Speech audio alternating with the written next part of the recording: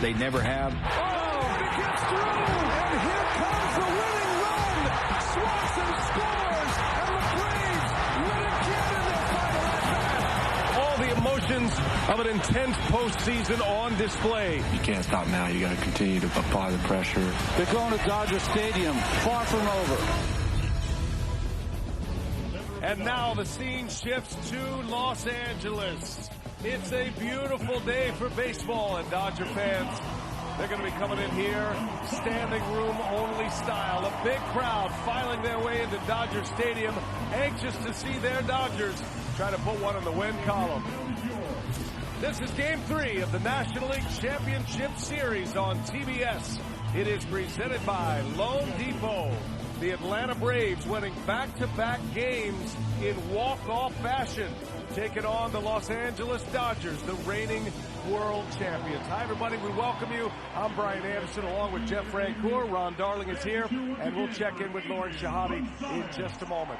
You can't have better finishes than what we've had. They've been in their final at-bat. Matter of fact, the Atlanta Braves have won their last 3 games in their final at-bat. But I think Jeff Francoeur, the Dodgers, they feel confident. They feel like maybe they're a hit away from flipping this series. Well, guys, usually one of the most clutch teams in all of baseball year in and year out. And for them, the first 2 games, not so much.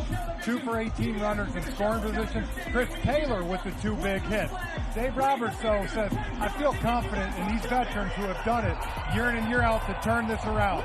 Trey Turner, Justin Turner, 2 guys that got to get it going. But I'll tell you what, more than anything, they feel confident the guy they got on the mound. If it's a postseason game and the Dodgers are playing and Walker Buehler's pitching, it's win day. He's coming off his best regular season of the year. 200-plus innings, an ERA of 2.47. He's added pitches to his arsenal, and he was one of the big reasons they came back last year. 11 innings, only 1 run allowed in 2020 when they came back with that deficit against the Atlanta Braves. Dodgers were down 2-0 then, down 3-1 even. Buehler's been a big game pitcher early in his career. A guy who's turned into a big game pitcher late in his career is Charlie Morton. And for more on him, we check in with the 4th member of our team, Lauren Shahade. Hi, Lauren. Hi, VA. The last time Charlie Morton took this mound in a postseason series, a postseason game, Game 7 of the 2017 World Series for the Astros against the Dodgers, he was dominant. You remember it. 4 innings. Dave Roberts said, I remember it well. I've tried to forget it, but I can't. It's in the memory banks. Charlie pitching on 6 days rest. He's as humble as it gets. He said, I've never made as many starts as I have this year, and I've never been as old as I am this year. But every day, every game, my goal is to not let down the guys I love. I love these guys, and I am ready to go. So are we for Game 3 of the NLCS from beautiful Los Angeles, California. Lineups and first pitch are next on TBS. Let's go.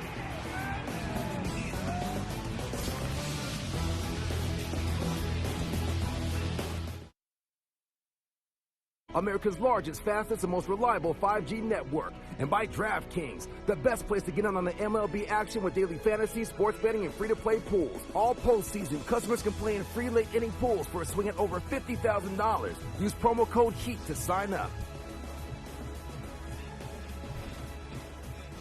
Just after the 2 o'clock hour here in Los Angeles. Crowd still filing in, 72 degrees. It is an ideal day for the grand old game as we get ready for Game 3 of this National League Championship Series. The Atlanta Braves are up 2-0. The Dodgers now get their first home game of this NLCS.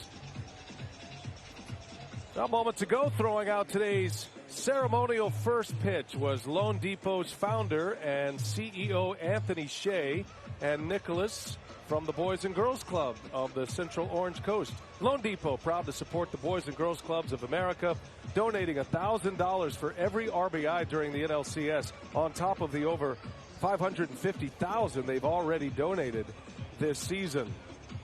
So thanks to Anthony and Nicholas, and a great way to get our day started. Very festive atmosphere here. Had the mariachi bands out early today at Dodger Stadium. Dave Roberts gave an aura of confidence before the game today in our managers' meetings. He knows that a hit or two changes things for the Dodgers in Atlanta, and they feel very good about the way they play at home. The best record in the regular season in all of the National League on their home schedule.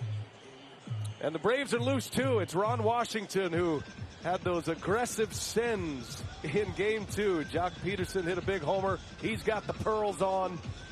And we are just about ready for baseball on a beautiful Tuesday afternoon. Let's check the batting order presented by Camping World. Eddie Rosario, who had the key hit, the walk-off in Game 2. He leads off. Freddie Freeman will bat second. And then Ozzie Albies in the middle of the order for Brian Snitker, Austin Riley, Jock Peterson, and Adam Duvall. Travis d'Arnaud, Dansby Swanson, and Charlie Morton round out the starting 9. 8 position players are all the same in the exact same order. Morton gets the Game 3 start across Walker Buehler, who is on the mound for the first time in exactly a week, Ronnie. We saw him here last against the San Francisco Giants. Remember, his last start was on 3 days rest, so he gets a couple of extra days. This will be his 14th postseason start.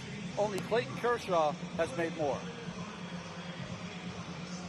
Well, no surprise for Walker Buehler. Will Smith catching him like he has done all year. And then going around, Justin Turner back in the lineup after missing Game 2 with some neck soreness. Seager, Turner, Bellinger, the Gold Glover at first. And going around, Taylor, Lux, and of course Mookie Betts in right field. Check the 6-man umpiring crew here this afternoon for Game 3. That is Jerry Meals. He'll call the balls and strikes. He is also the crew chief today. Mark Carlson over at first base, now in his 6th championship series. He was the crew chief in Game 2. Lance Barksdale at second base. Todd Tischner over at third. And the 2 outfield umpires, Trip Gibson in left field, officiating his first championship series, and Jordan Baker, he is in right field. He had the plate in Game 2. 6-man umpiring crew. All the pieces in place. Justin Turner is back. He did get a pinch hit appearance in Game 2, was hit by a pitch, but he was out with stiffness in his neck. Dave Roberts said he is not 100%, but he is much better. And so Justin Turner, who's hit more postseason home runs in Dodger franchise history than anyone else, is back in there. This isn't taking anything away from Max Scherzer. But for this Dodger team to be in this 2-0 hole, there's no one that they'd rather have on the mound than Walker Buehler. Walker Buehler has been such a big game pitcher early in his career, and it showed up last season against the Atlanta Braves. And the Dodgers are calling on a lot of those memories, Frenchie, of last year when they were down 2-0 and they were down 3-1 and they came back to beat the Braves in the NLCS. Well, that's why Dave Roberts was so confident today. He said, I got a team, I got a lineup. And what did they do last year in Game 3? 11 runs in the first inning. I don't know that that's going to happen off Charlie Morton, but he is confident in his team today. All right, here we go. Buehler's first pitch. Outside for a ball, and away we go. Game 3 of the National League Championship Series. We've got a doubleheader of baseball today. Don't forget the Houston Astros and the Boston Red Sox later tonight. Those great days when there are multiple games in multiple leagues. Down to the final 4 in Major League Baseball. Braves, Dodgers, Astros, Red Sox. And the winners of these championship series advancing to the World Series. There's a strike. 1 ball, 1 strike on Eddie Rosario. Buehler's made 17 starts with 6 days or more rest, ERA 3.5. Both of these starting pitchers today last pitched last Tuesday, so both ample rest as Rosario spanks one through for a base hit. Coming off a 4-hit game in Game 2 that included the game-winning single and RBI, and he delivers with a single to start Game 3. In former postseasons, you'd see a lot of fastballs and a hard breaking ball, but now he has employed, Buehler has, a changeup that he used 13% of the time against the Giants, and that's what he gives up the base hit on. Yeah, and Rosario now 5 straight hits for him in a row. What a leadoff hitter when they lose Soler to COVID. Throwing Rosario in there now for the 3rd game. It's worked out pretty good. Rosario's hit in all 7 postseason games. He's now 9 for 22. And here is Freddie Freeman. This is going to be the big bat to watch today. Freddie Freeman, who was the MVP in the National League last season and had that dramatic game-winning home run against Josh Hader of the Brewers, the game's top closer. He has struggled in this series. He's 0 for 8 with 7 strikeouts. Had 7 consecutive strikeouts before he flew out to left field his last time up. So having a chance to watch him during batting practice. Frenchie, I know you had a chance to visit with him before the game. He's probably feeling a little bit of that burden right now as the team leader. I think the big thing talking to Freddie Freeman today, the inconsistencies. Ron, he talks about how, we've said it, probably one of the most consistent hitters in the last 10 years we've seen. He said all year it's been a struggle. I feel like I'm good for a week and I'm rough. And he said, I just got to believe at some point I'm going to make someone pay soon. Freeman, the face of this Atlanta franchise, but they have been able to rework their outfield, add some new pieces. They've worked around a ton of injuries. And they have arrived here to this championship series playing their best baseball, it would seem. And they beat the Brewers in a 4-game series. They knocked them out in the division series in 4. And then they've won the first 2 in this league championship series in dramatic fashion. Austin Riley and Eddie Rosario coming up with the walk-off hits. Freeman, opposite field base hit. And that is a very welcome sight for Atlanta Braves fans.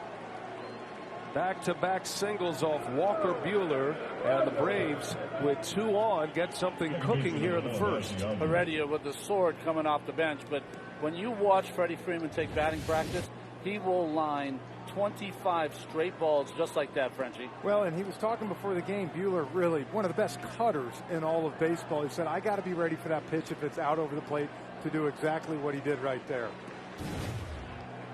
Just the start Atlanta was looking for. Now we'll see if Buehler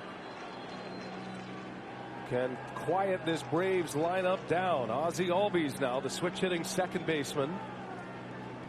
Last time Atlanta was here, the Dodgers swept the Braves in a 3-game series in August. The season series went to the Dodgers. They won 4 out of 6. Braves won 2 out of 3 in Atlanta. And then a 3-game sweep of the Braves here in August. All of those games were very close. Brian Snitker even brought it up before the game. We were in all of them, had leads, had a chance to win each of those games, but they lost all 3. Albies, first ball swinging. That is going to be caught in center field. Rosario's off the bag, and a double play. Oh, a costly base running mistake.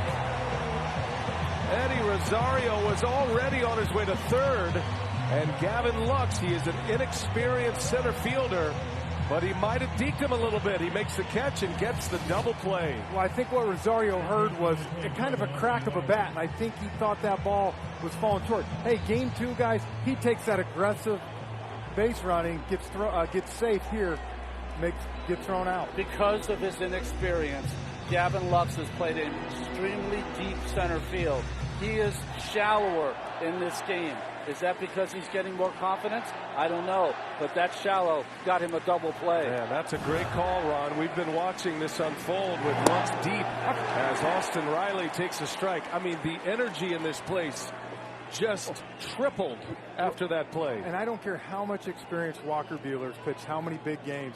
I got to imagine right, that had to calm him down now. Well, fired him up for sure. How about his reaction after that play? And Riley takes a ball. How about it being an athlete enough? A guy that's an infielder. What would you do when you're a young infielder playing the outfield? You're going to be conservative, yes, right? Lux came in and got it and makes a great double play. Yeah, he's made a lot of plays. He hasn't had a tough play until now. They want his bat in the lineup. That's why they moved him off the infield to center field and paid dividends early. Nice catch. There's a strike, and it's 1-2. You just never know when the moments come in a baseball postseason game, and it's happened maybe here at the top of the first, and this crowd is on its feet.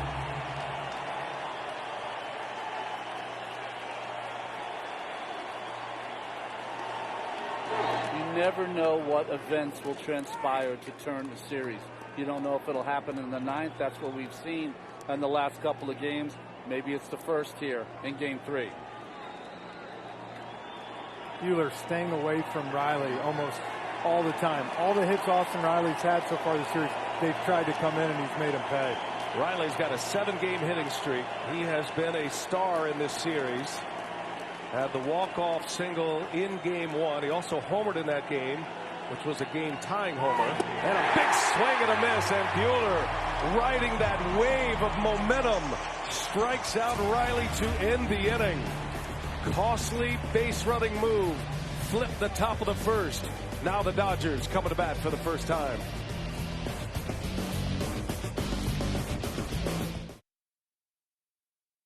Now let's take a look at the batting order presented by Camping World for the reigning champs, the Los Angeles Dodgers. Mookie Betts leads off. Corey Seager, then Trey Turner, Will Smith, Justin Turner, and Gavin Lux. He's already had an impact on this game defensively. Bottom three, Cody Bellinger. At first base, Chris Taylor and Walker Buehler. That'll be the lineup, Ron, that faces Charlie Morton. Last 11 starts for Charlie on the road. ERA 2.55.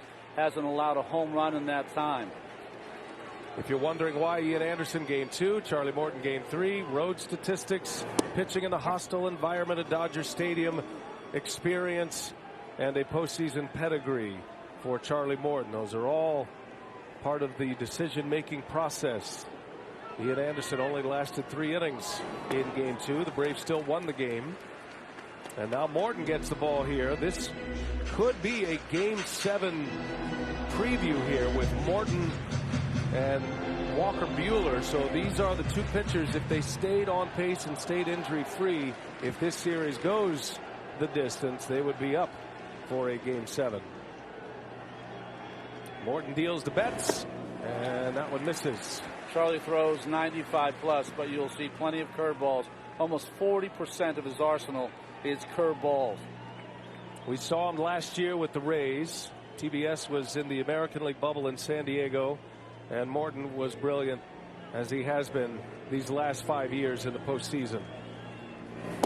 And he's had some moments here against the Dodgers. Remember his days with the Houston Astros. And every year you think Charlie Morton, that's going to be it. And he kind of leads us down that road. Right. And he's still going strong at 37 years of age. Tied for the Major League lead with 33 starts. And he walks Mookie Betts. The Dodgers have been running at will on the Braves, and a base stealer is on as Betts reaches first. Yeah, and behind the plate today, catching Charlie Morton, Travis d'Arnaud back from that 3 months he was gone around the infield. Riley Swanson, Albies, Freeman with the gold glove at first. And, of course, the same outfield defense, Rosario, Adam Duvall in center, and Jack Peterson back here at Dodger Stadium in right field. The Dodgers are perfect, 11 for 11 in the postseason. Charlie Morton this season, including the post, 8 for 8 off him. Stolen bases has been part of the story in the National League in the entirety of the playoffs. There's not been a runner thrown out. So Morton facing Corey Seager now. First ball swinging as per usual. He fouls that one out of play. I'm no surprise Corey Seager swinging at the first pitch. We've seen him go after it. One of the reasons, though, doesn't want to get to 2 strikes. 0 for 9 versus Charlie Morton in his career. Swings at that first pitch 53% of the time. That is the highest in Major League Baseball. And he does damage. d'Arnaud is jumpy behind the plate. He knows as well as anyone that the Dodgers are going to want to run. And Betts is certainly the kind of player that wants to get to second base. Dave Roberts said we want to steal today off Little D if we can. The Little D is d'Arnaud. Which is how he starts the spelling of his last name, Little D. Ronnie, if a guy like that, Charlie, will make him maybe throw a few more fastballs?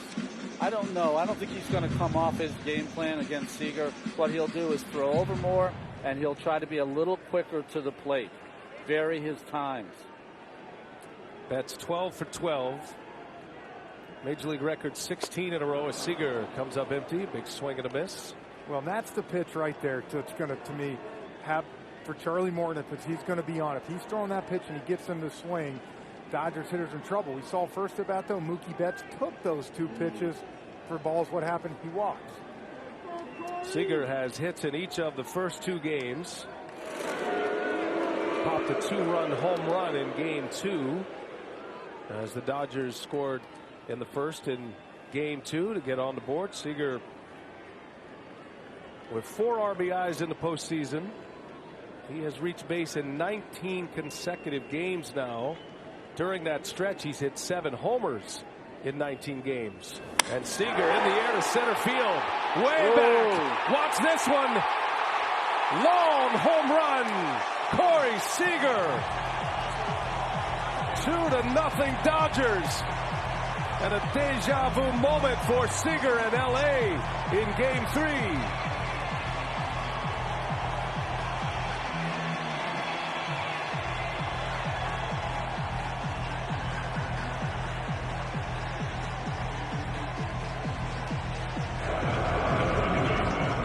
Remember in Game 1, he got the hanging curveball from Ian Anderson, in Game 2, and now first inning in Game 3, Charlie Morton gets ahead of him, hangs the curveball, and Seager makes him pay. Last 12 postseason starts for Charlie Morton, now 4 home runs allowed. Here's Trey Turner now on the first pitch, bouncing ball, long throw, Swanson, it's a good one, and Turner is retired on the first pitch.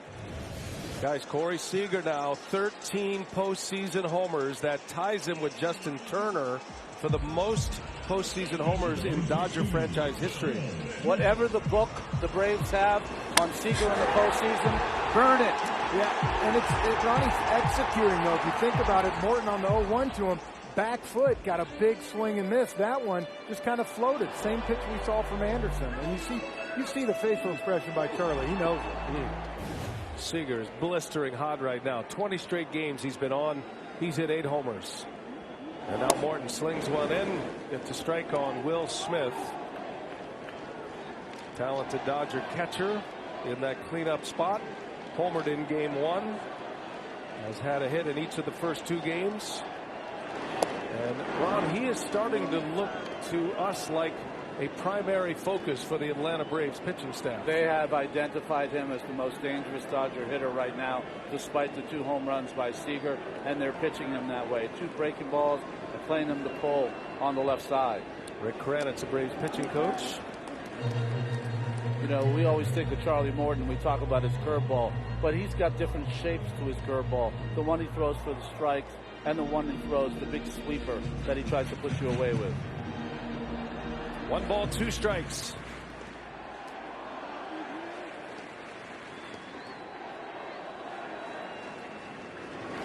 Nice pick back there by Darno. Team scoring first this year in the postseason, 18-6. In the Dodgers-Giants series, the team that scored first in all 5 of those games won that game. That's reaching on a walk to start it, and then Corey Seager with a 2-run blast, and it was a no-doubter over 400 feet to center field. A swing and a miss, and Smith is down on strikes. So Morton comes back with a ground out and a K, and 2 men are out now, and coming to the plate is Justin Turner. And Lauren Shahadi, he is not at his best, but he's good enough, his manager said.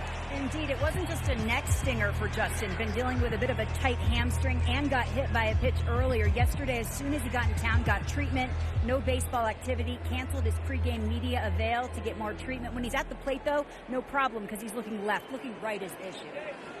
Thank you, Lauren. Good stuff there. And I'm curious with you two guys as Morton deals a strike, because you've both been in these big moments when adrenaline can take over. I mean, can it take over to that level where you're not feeling that pain?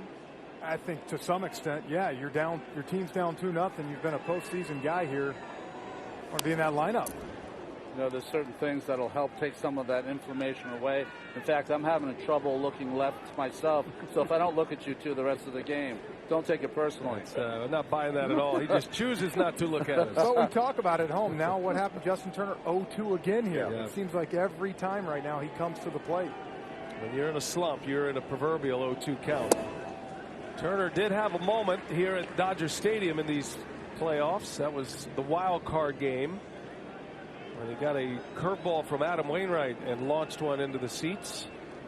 At that time was a tying home run. Dodgers won that game in walk-off variety. This has been some postseason. Last at-bat wins, walk-off wins. We've had 5 of them already, and a lot of games to be played yet, with the conclusions of the championship series, and then of course the World Series might have a chance at an all-time record for walk-offs. Well, I think because of some of the injuries in the Giants series, Belt Muncy, of course, for the Dodgers. Acuna Jr. for the Braves. These teams might be more closely matched than we think. From 0-2 to 3-2, and Morton delivers outside. Turner draws a walk.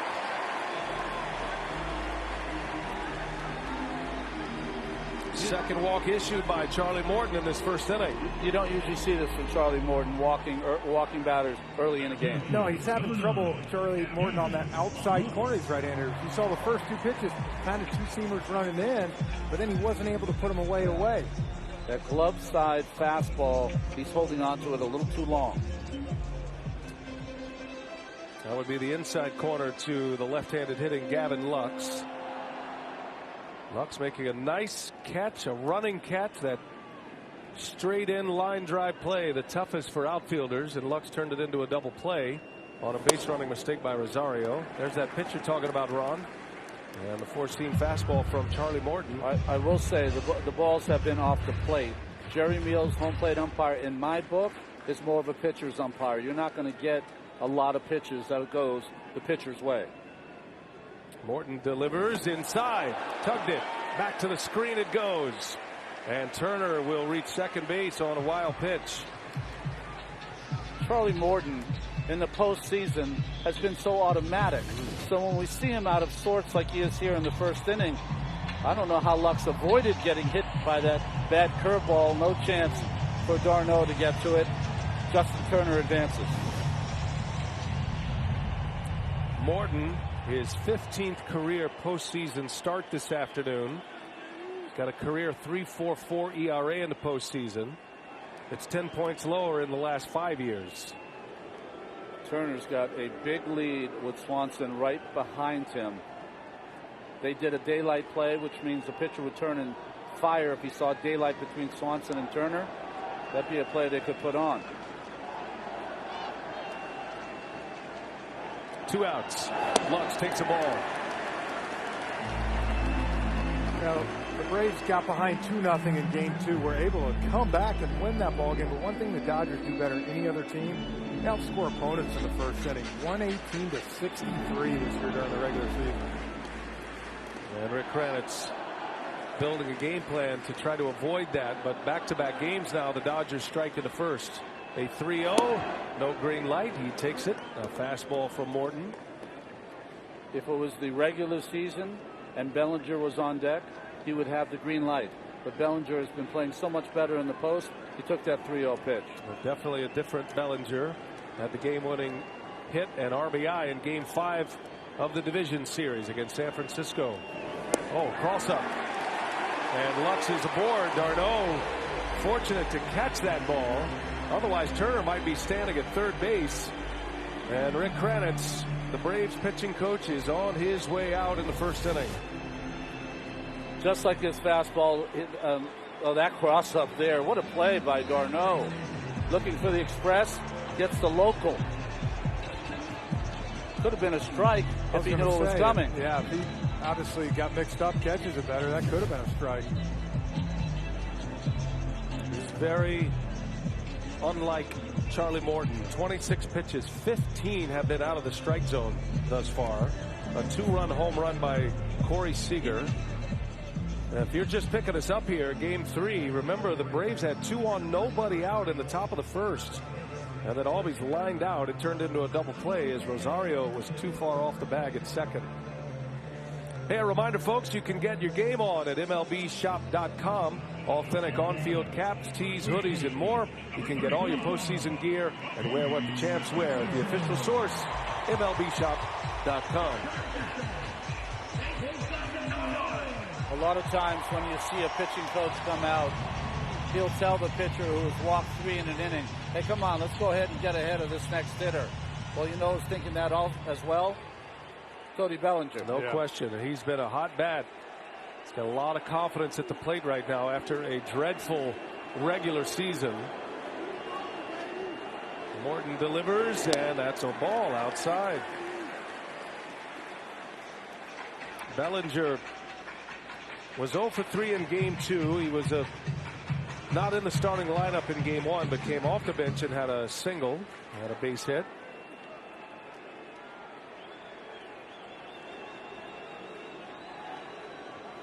2 on, 2 outs. 2 runs are in the first. And Bellinger whistles one foul. When I think of Charlie Morton on this mound here in Los Angeles, I think of the last 12 outs he got in 2017, but that was in an Astros uniform. Astros, Rays, Braves. Says he wants to come back another inning. Here's what you're talking about, Frenchie, the first inning. And the Dodgers, the great first inning team, the best in the National League. In this postseason, they've got a couple of homers now in the first inning. The choke up by Bellinger. He's done it all postseason.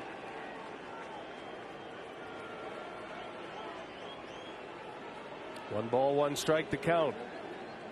Well, a lot of activity early in this game 3. It's been a busy first inning. Bellinger lays off. You know, he just hasn't been able to seems to zone it all on that fastball, and I think Charlie Morton knows I can't just keep flipping those curveballs up there on. You saw the good swing Bellinger got on the 1-0. We're so used to Charlie Morton having ice water in his veins. This is just the opposite today. He's taken time between pitches. He came back on 3 days rest last Tuesday to pitch game 4 of the division series against Milwaukee, getting a couple of extra days rest to prepare for this game 3. It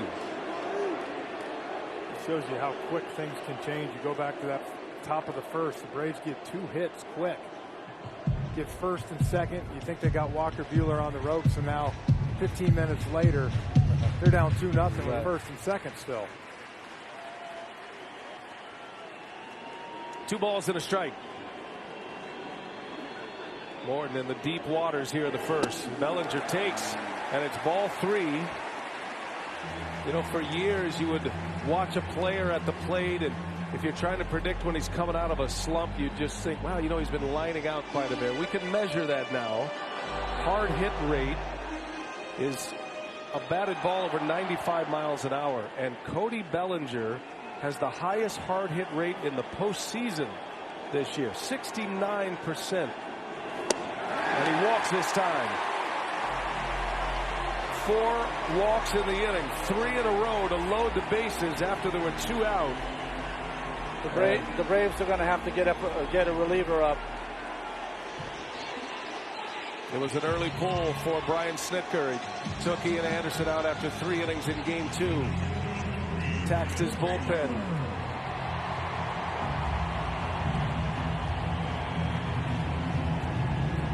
They are loaded up, and Dodger fans are hungry for a big first inning.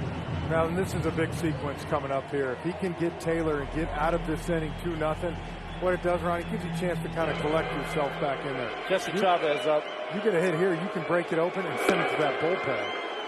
Chris Taylor at the plate. This is the 8th batter of the inning. Taylor on the first pitch pops it foul. That has been a familiar theme with the Dodgers. Both teams, really, the Dodgers and the Braves. Crowd roaring for a nice catch by a fan. But first pitch swinging, common for both. Taylor has been a monster with the bases loaded. And Taylor with the only hits with runners in scoring position this series, with 2 of them for the Dodgers. One of those came with the bases loaded. 2 runs are in. 3 on. Taylor takes a strike. Fastball caught him guessing.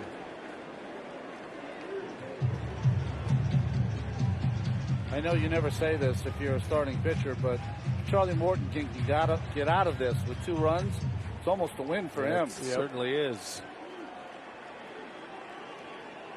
Dodgers feel like they have left so many runs on base in this series. Taylor, little flare right to Swanson, and Morton is going to get out of this inning.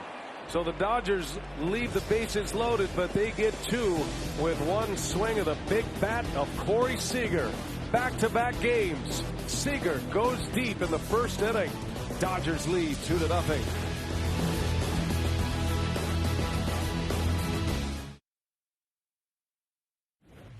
Get back, you don't know me like that. Get back, you don't know me like that. Yeet, I ain't playing around. Make one false move, I take it down. Get back, you don't know me like that. Rocking the Pearls, Jock Peterson. He said he's a bad man, and he has been in the month of October in the postseason, and thus the Jocktober moniker fits him well. Dodger fans know all about that. Had a great run here with the Dodgers. Wanted to be an everyday player, and signed with the Chicago Cubs. The Cubs gave him that promise, but then they traded him to Atlanta in July, and essentially had lost his starting job. He was going to be a bench bat with the emergence of Rosario, but once Jorge Soler was taken off the roster due to COVID, it was Peterson who was reinserted into the starting lineup, and he has been terrific for Atlanta, both in the division series and here in the championship series. And he swings and rips that one foul. It's interesting. Early in his career in the postseason, Peterson was a guy that you could just throw high fastballs right by. But he has changed, especially this postseason, Frenchie. He's a guy you get the feeling, we talk about changing a little bit of approach during the postseason. His swing's a little bit shorter, and you can really see him pulling his hands in nice on that fastball. 0-2 the count on Peterson.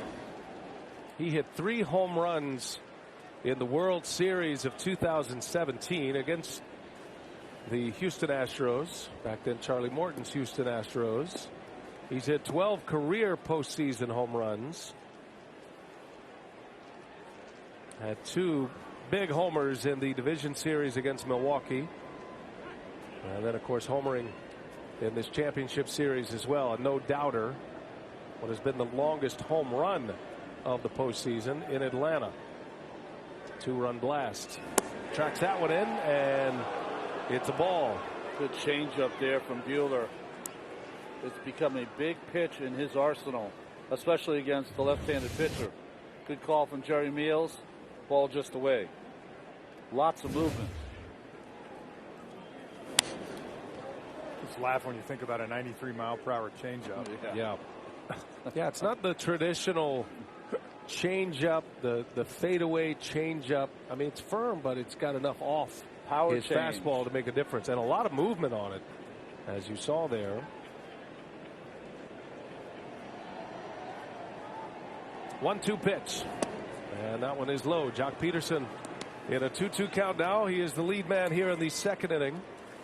Braves with 2 hits off Buehler in the first. A base running mistake by Rosario led to a double play, and then Buehler struck out Austin Riley to end the inning. 2-2 the count. 3-2 now. Good at bat by Peterson. A streaky Duvall on deck.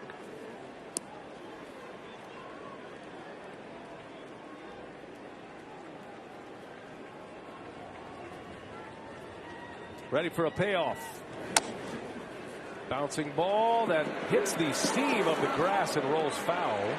Fortunate for Peterson and the Braves. Just had so much spin on it. If you watch Walker Buehler, who's a great athlete, he was sprinting as hard as he could to try to catch this before it went foul. And that's the hard thing. Bellinger's playing all the way on the grass. He can't get to this, and you see Buehler knowing if I can get to it, it's an out. But as you said, Ron, had that side spin. And that'll buy Peterson another chance against Buehler, his old teammate. Peterson 64 postseason games as a Dodger across 6 different seasons. Only Justin Turner playing in more postseason games in that window. Second most to Justin Turner. 81 today for Turner. 3-2 the count. Here comes Buehler, and that's down and in. Skips in. Peterson a little stare down and on his way to first base. Leadoff walk gives us a chance to remind you that you can follow all the action of the postseason with the MLB app. From real-time tracking of every pitch to in-depth analysis of the games, you can download the MLB app today. Make this postseason major. Wouldn't they be 10 pitch at bat for Jock Peterson drawing the walk? And it is Buehler's first walk. 3 base runners thus far. 2 hits and a walk. Bellinger and Peterson having a laugh over there at first. Here's Adam Duvall. On that first pitch, he fouls it away.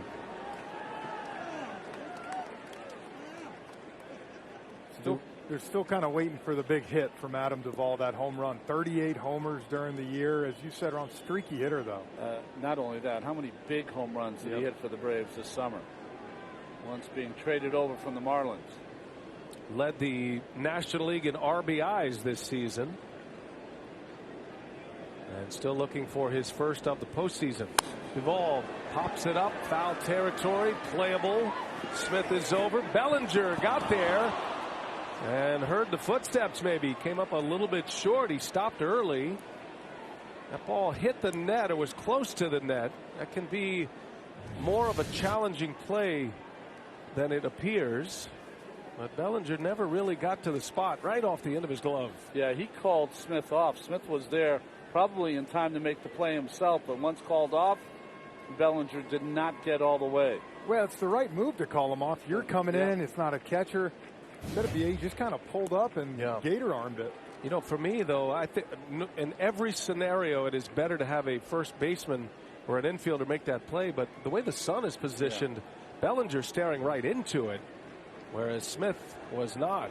Well, that's something as the game goes on. We're going to see it soon. The shadows you can see are already starting to creep back there by that Los Angeles Dodgers behind home plate. Guys, there's going to be about a 2-3 inning period where these hitters are going to have a tough time seeing the ball.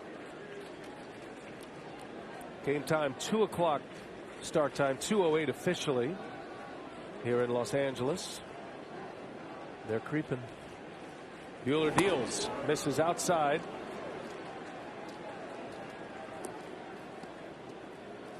And the sun field here won't really occur for a couple more innings. Is left field.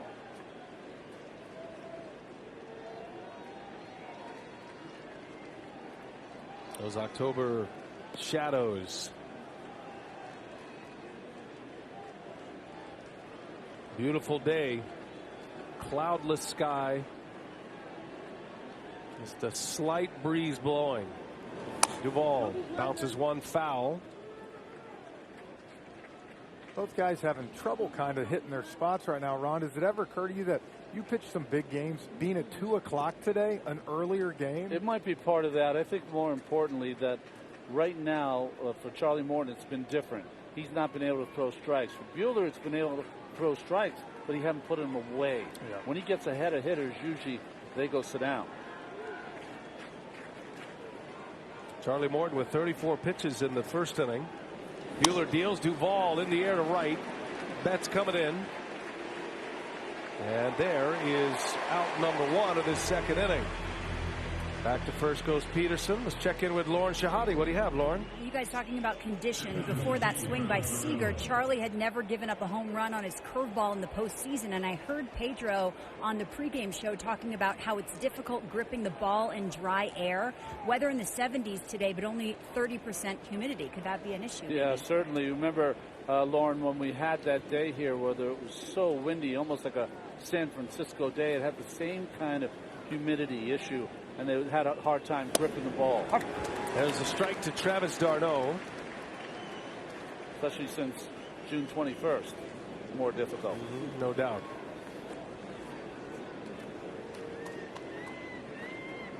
Runner at first, 1 away. d'Arnaud, the Braves catcher. He's put together some pretty good numbers against Buehler. Small sample size, but 8 at-bats. He's got 4 hits. Those are good memories to draw on. d'Arnaud had a hit in game 2. He's 1 for 6 in this league championship series. He's done an excellent job behind the plate. And that's the biggest thing. He's posted since he came over to the Atlanta Braves last year. He has started all 19 of their playoff games. And Ronnie, the offense might not be there yet when you think about it from him being out with an injury for 3 months, but defensively he has been great behind the plate. He gets 1 hit up the middle or to the right side. He can come back in an instant. Won the Silver Slugger Award last year.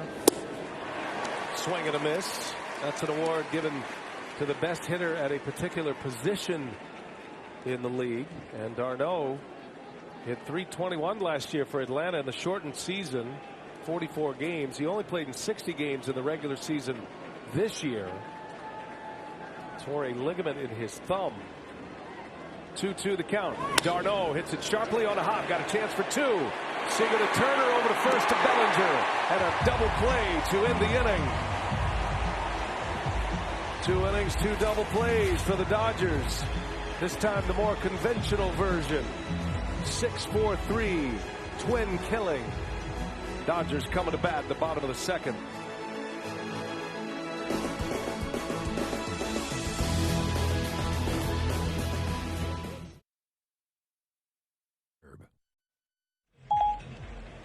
Hey, for a lot of these fans, Siri can tell you how to get from Dodger Stadium down to Staples Center tonight. What a day. TNT, the NBA's underway today. We got Major League Baseball, the League Championship Series. They're getting ready for the opener. Warriors at the Lakers. Epic sports day around the country, especially here in Los Angeles, California. What is it, 3 miles an hour and 15, or right. 3 miles an hour, 15 minutes? We'll be there by halftime, Frenchie. Walker Buehler will lead off. Charlie Morton faced 8 batters in the first inning and able to survive the first despite 4 walks and a 2-run homer, and now gets to start this second inning against the pitcher, Walker Buehler.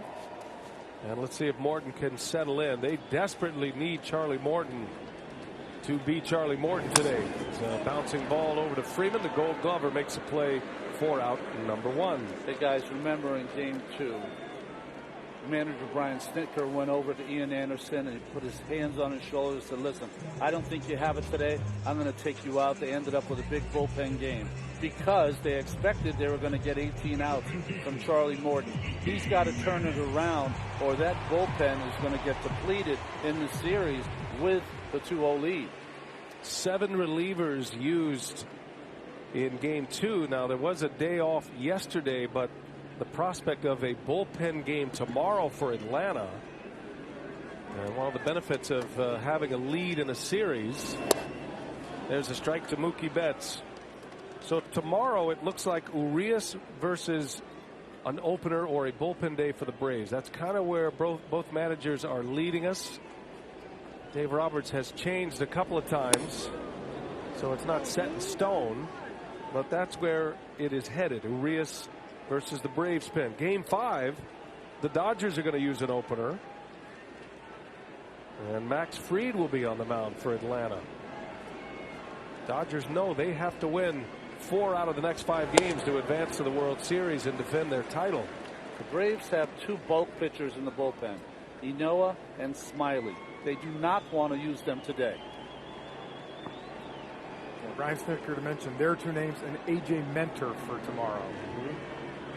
1-2 the count on Mookie Betts. Yeah, that one's in the air right center. Going to get down for a base hit. And Betts is going good right now. He looks like he's back to his MVP form. Leads the Dodgers in hits in this postseason. Betts had a hit and a couple of walks in game 2, and he has a base hit and a walk here today. Ball was supposed to be up and away to Betts. It ended up being up but middle, and he just dumps it into right field. And I would imagine that's the frustrating part for Charlie Morton right now. He throws 2 good curveballs to Betts to get ahead 0-2, but then misses his spot on a fastball. Betts, a career .323 hitter against Charlie Morton. Just collected his 10th hit against Morton. He's been on twice. Walked and scored in the first inning.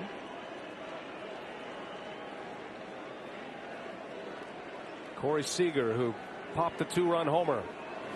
Seager takes a ball.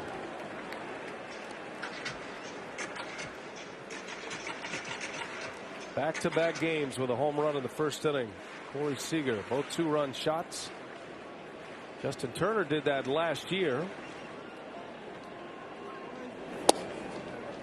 And there's the strike. 1-1 to count on Seager. First changeup I've seen from Morton in this game. So going to his 3rd pitch early.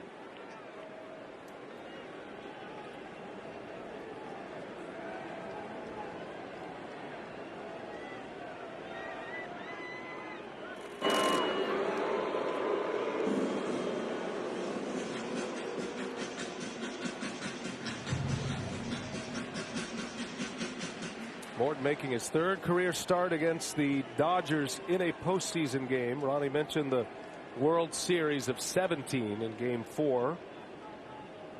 And also last year as a member of the Rays. He pitched in Game 3.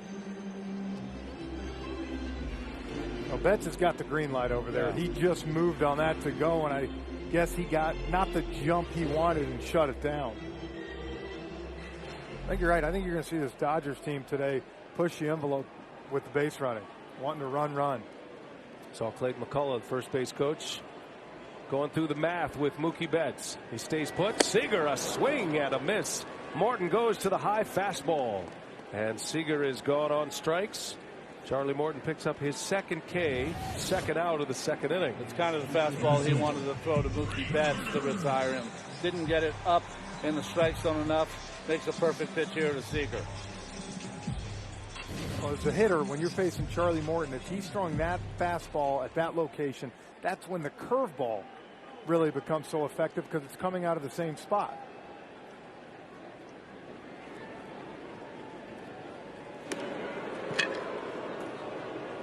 Let's see Betts maybe not being as willing to steal with Seager up. Seager coming off that 2-run home run. But with Trey Turner up, yes, he'll be on the run. Turner with a wide open field on the right side. The shift is on. They expect Trey Turner to pull on the ground, which is what he did in the first inning. But as we have seen so often, players take a little bit of a different approach in the postseason. Turner, the batting champion this year, .328 hitter, led the majors in batting average. A key pickup for the Dodgers. There goes Betts. Thrown out to second base, high and off the glove of Albies. He was trying to make a quick catch and tag, and it's another stolen base. Mookie Betts is in there. Betts now 13 consecutive successful steals. Well, Mookie Betts not as good of a jump here, and Darno actually, if this ball's down, might have a chance for Ozzie Albies to throw him out. Can't get a better pitch to throw if you're Darno. 13 for 13 for Betts this postseason. The most stolen bases without being caught in postseason history. And now he's in scoring position for Turner. And Turner takes a strike. Nice spinner by Morton. Sorry, Ben. We give Justin Turner a lot of. Trey Turner has not had the postseason that many have expected. The two Turners combined, 0 for 17 this postseason with runners in scoring position. 2-0 Dodgers. And they threaten once again. Morton has had a lot of traffic on behind him in this game. Stress pitches early. And a swing and a foul. And on the follow through, it got a piece of Darno.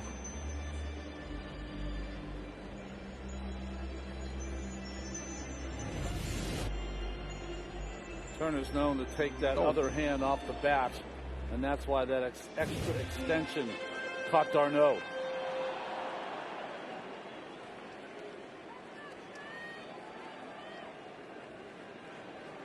.50 pitches already for Charlie Morton here. We're in the second inning. He deals. And Turner, did he go? He checks his swing. And you can see Turner with that index finger on the top right hand. It's off. Close. Right on the line. Keep in mind that camera angle too is coming from the inside of the dugout, the home plate side. A little bit different look than what the umpire sees. After the Wilmer Flores check swing, yes. I have no idea anymore. A little gun shy over there, right? I am a little gun shy. I don't blame you. 3-2. Pops him up. Darno off with the mask. And Darno makes the play for the out to end the inning. 2-0. Dodgers lead. 2 in the books at Dodger Stadium.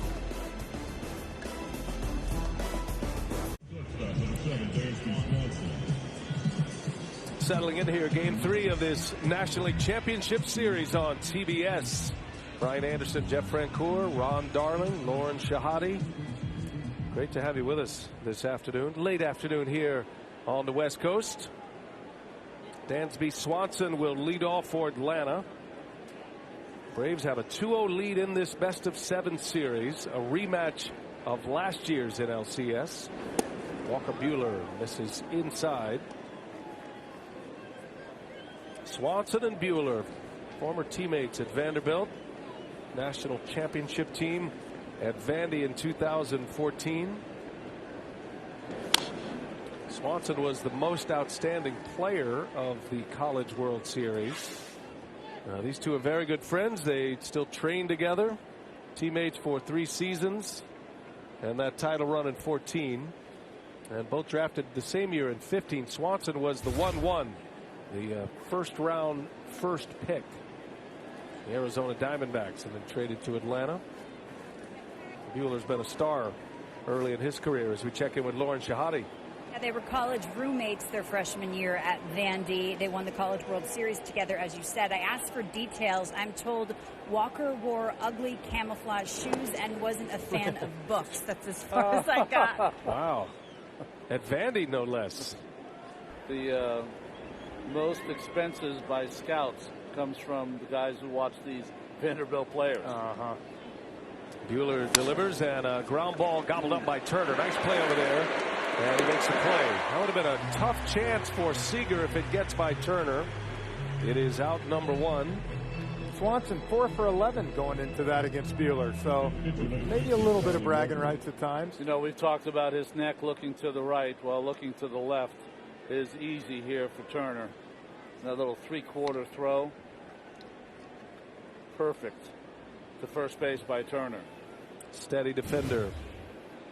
And they're glad to have him back. Charlie Morton now the Braves pitcher.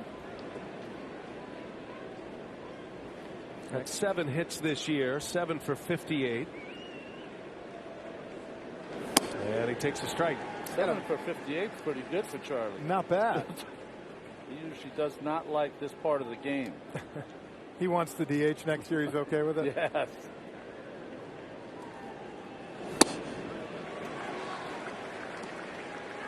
Pitchers did not hit last year. It was a designated hitter league in both leagues in the pandemic shortened season. A lot of these pitchers haven't seen much pitching, and then this year the numbers were way down. They're always down for pitchers. There's a lot of discussion about bringing the designated hitter back into both leagues for the future. We'll see where that ends up.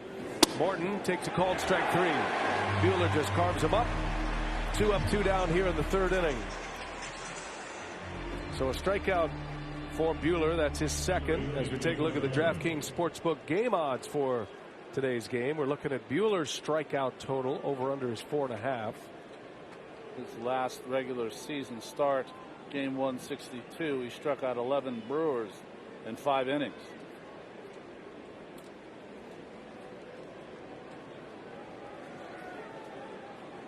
Again, you see those shadows starting to creep up. These players know it's coming.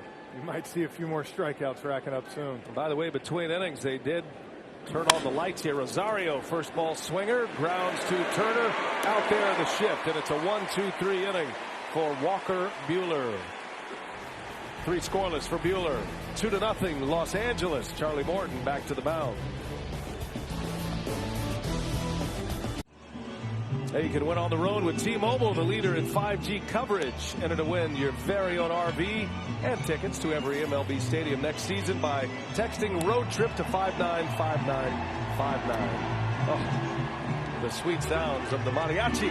Can never have enough cowbell or mariachi. And I'm telling you, that's creating such a festive atmosphere. They do an incredible job here at Dodger Stadium with their game presentation. It's loud. It's fun. Very entertaining. You never know who you're going to see. And a beautiful setting on this Tuesday afternoon here as we go to the Dodger half of the 3rd inning. Will Smith leads off. Morton has been taxed in his first 2 innings. High stress pitches almost from the jump here.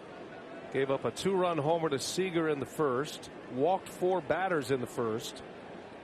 Gave up a hit last inning and a stolen base to Betts. And then retired Seager and Trey Turner with Betts at second base.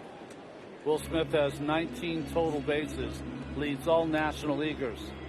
Kike Hernandez in the American League has 37 total bases. Man, is that crazy. The former Dodger is having some postseason for the Boston Red Sox. That's a great number, Ronnie. That's not even close. More. Doubled it. Total bases, you get 1 for a single, 2 for a double, 3 triple, 4 homer. So he's racking them up. Now, Will Smith by far coming the guy in this lineup. You talked about it, the walk. 7 walks in 8 games this postseason. To me, that tells you right there, guys are being careful with him. His manager raves about him. His manager and Jeff Francoeur. We have to cut him off sometimes. I told you, I love him, man. I mean, what's not to love about a young, talented catcher who can hit? And that one's on the ground. Swanson is there. Will Smith is retired for out number 1. Charlie Morton desperately looking for a quick inning if he can get it.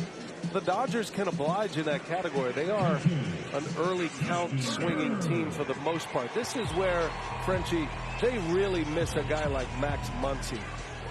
Well, he's going to work the count. He can foul it off. He's going to see 10 pitches, wear down a pitcher, and eventually make the mistake. And the thing we were talking to Dave Roberts about today with Charlie Morton, that curveball's so good, but at the same time, he can't afford to get 2 strikes most times against him. So they want to find something early in the count and go. Muncy dislocated elbow on the last day of the year against Milwaukee. Braves are without their superstar as well, Ronald Acuna Jr., who tore his ACL in July.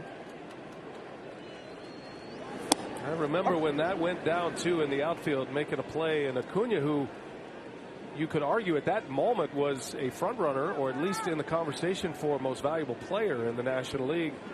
There was a little bit of a concern about the Braves. Do they pivot and keep their prospects, not chase a winning season or a postseason when you lose a player of that stature at that time of year? You're talking 2 weeks before the trade deadline, basically. Morton delivers outside for a ball. Don't think about it, B. You've been playing 500 baseball all year, and then you lose what we talked about at that time, Acuna and Fernando Tatis, probably your 2 top front runners for that MVP.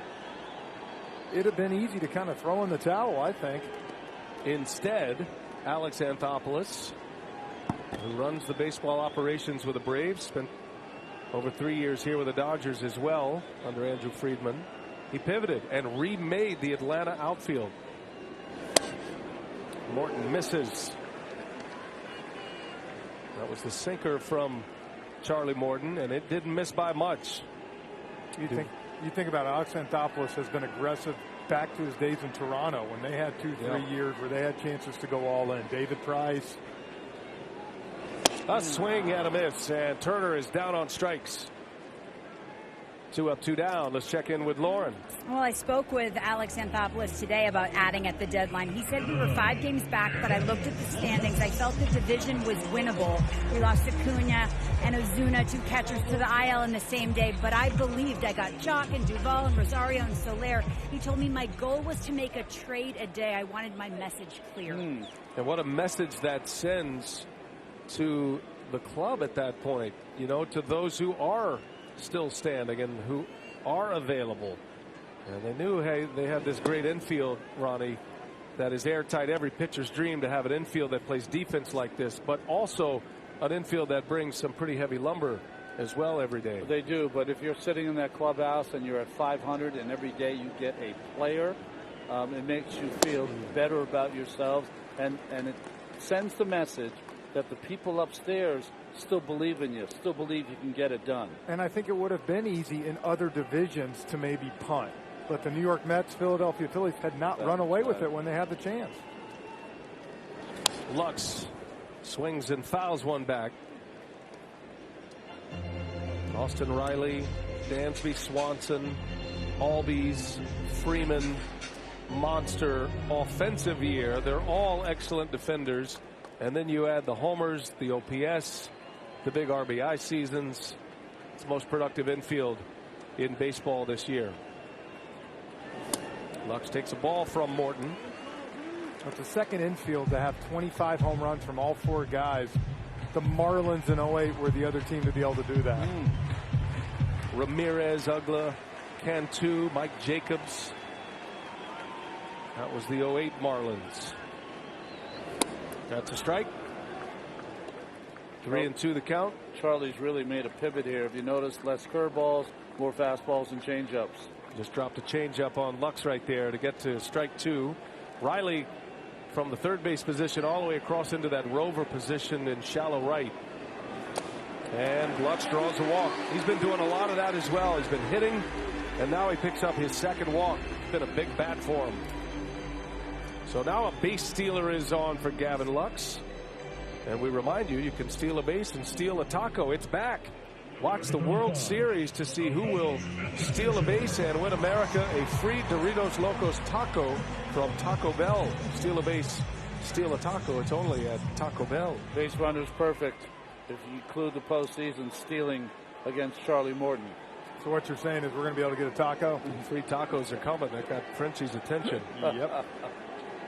Cody Bellinger now. Bellinger, first ball swinging, liner to center, and caught by Duvall.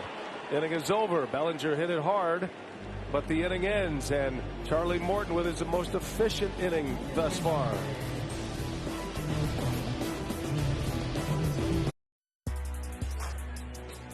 TBS Total Motion presented by Progressive. Walker Buehler. Big spot for game 3 with the Dodgers down 2-0 in this best-of-7 series.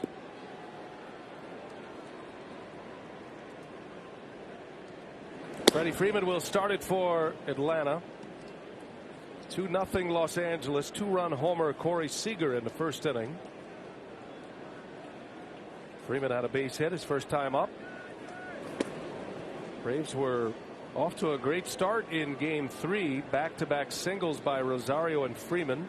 Had 2 on in the first inning with nobody out. And then Ozzie Albies hit a line drive to center. Rosario got caught off the bag at second. A double play, and the momentum changed on a dime.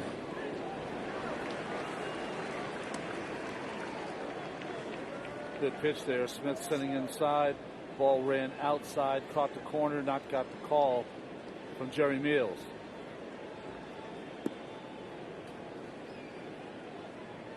And the 2-1.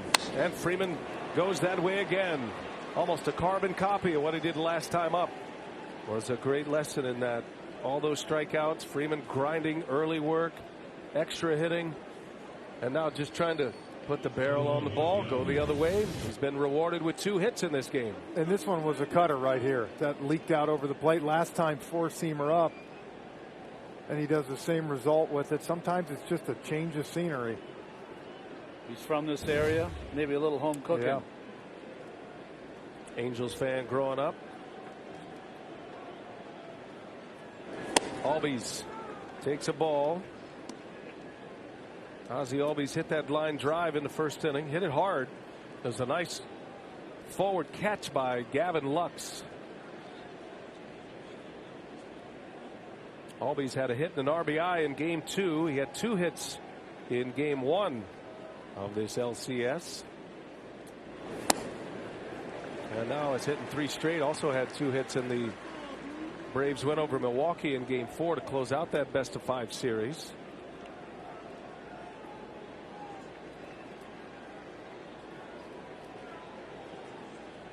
Morton, a high pitch count, 69 pitches, coming off a 17-pitch third inning, which has been his best thus far. Yeah, you made a great point. In Atlanta, it was cold both nights. Ball was not carrying like you usually see it out here so far. Ball jumping. That ball that Ozzie hit in the first inning, and then, of course, turnaround Cody Bellinger, line drive last thing. Duvall didn't have to move. It just kept going.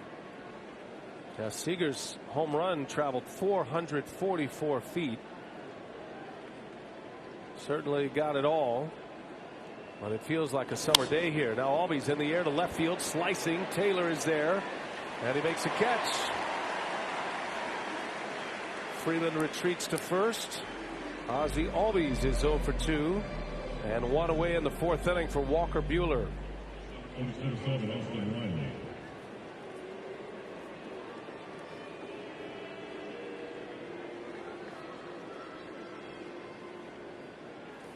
Here's Austin Riley now.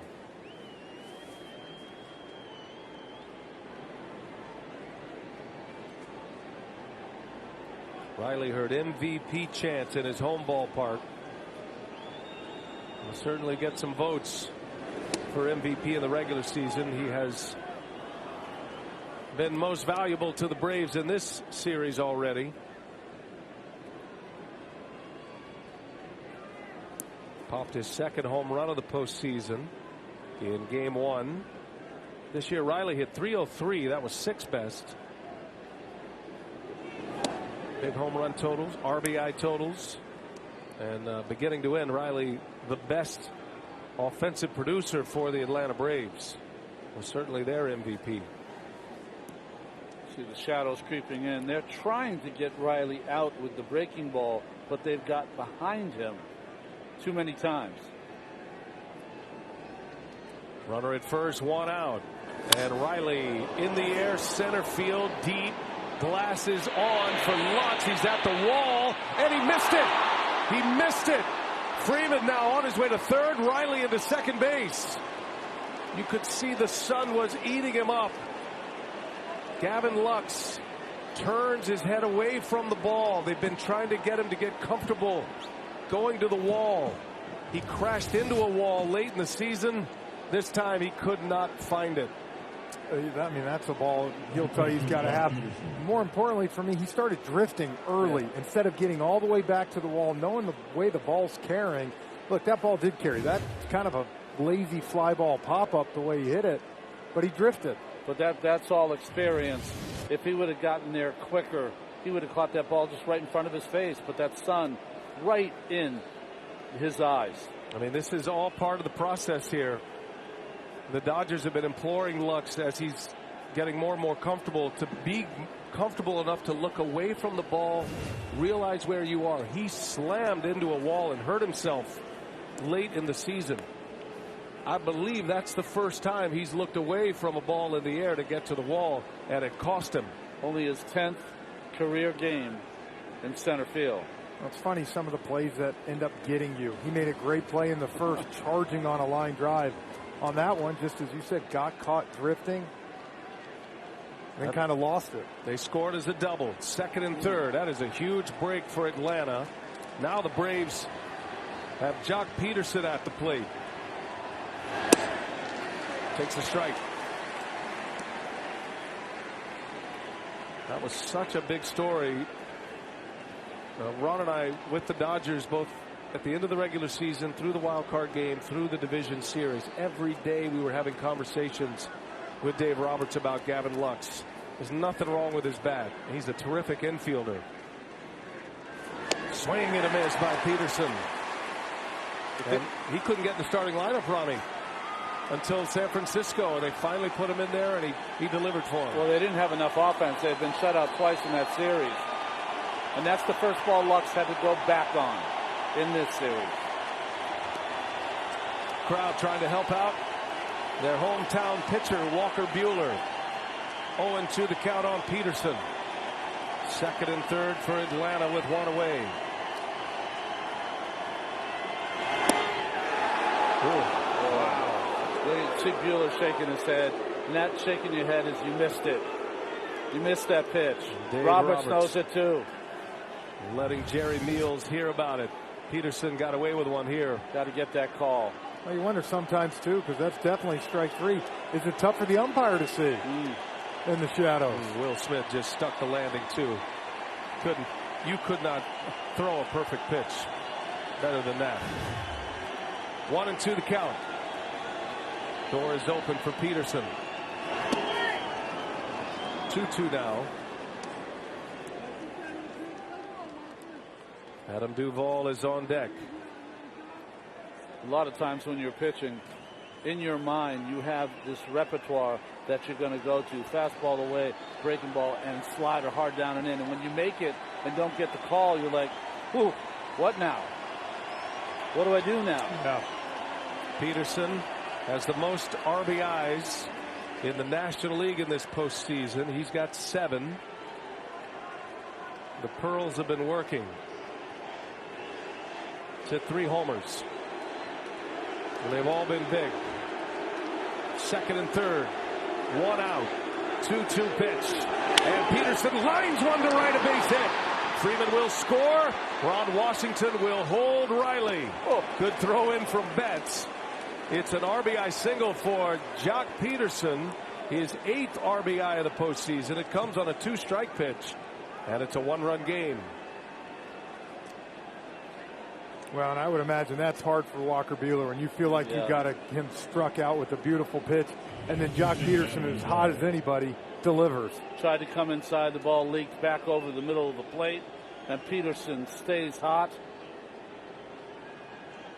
And a big, huge hit. You just cannot send a runner on Mookie Betts. He's got the most accurate arm in the game. 111.8 off the bat. And as you said, smart move by Ron Washington holding him that time, because Betts made a beautiful throw. Every grandma's favorite player, Jock Peterson. Rocking the Pearls. First and third. Duvall takes a strike. And that looked to be low, but Buehler gets a call this time. I'm with you, Frenchie. I think, you know, we talk about hitters and the shadows and the struggles. Umpires are in the same boat. Well, their eyes having to adjust to this as well. 100%. I mean, if I know what it looks like as a hitter, you got to imagine that the umpire's seeing the same thing you're seeing. It was just at a big moment. Got one back there. Now Duvall, broken bat. That's going to fall. A base hit. This game is all tied up as Adam Duvall, an RBI single. 2-2 game. Duvall's first RBI of the postseason, and it ties the game in the 4th. 4 hits in the inning, 3 consecutive. Well, that pitch is off the plate, not even a strike, and Duvall goes out, breaks his bat. The guy that led all of baseball in RBIs in the National League finally gets his first postseason one. You only get a hit when a ball off the plate like that if you're strong. Adam Duvall, one of the strongest players in the league. He needed it. Got to feel good for him. His first ribby. And the line keeps moving here. 1 out. First and second now for Travis d'Arnaud. Bounced into a double play his last time up. You can see the frustration on the face and in the way of the body language for Walker Buehler. Well, think about him out there. He gave up a ball that should have been caught. It ends up being a double. Then he has the next guy struck out. Doesn't get it. That's right. Here's the 1-0.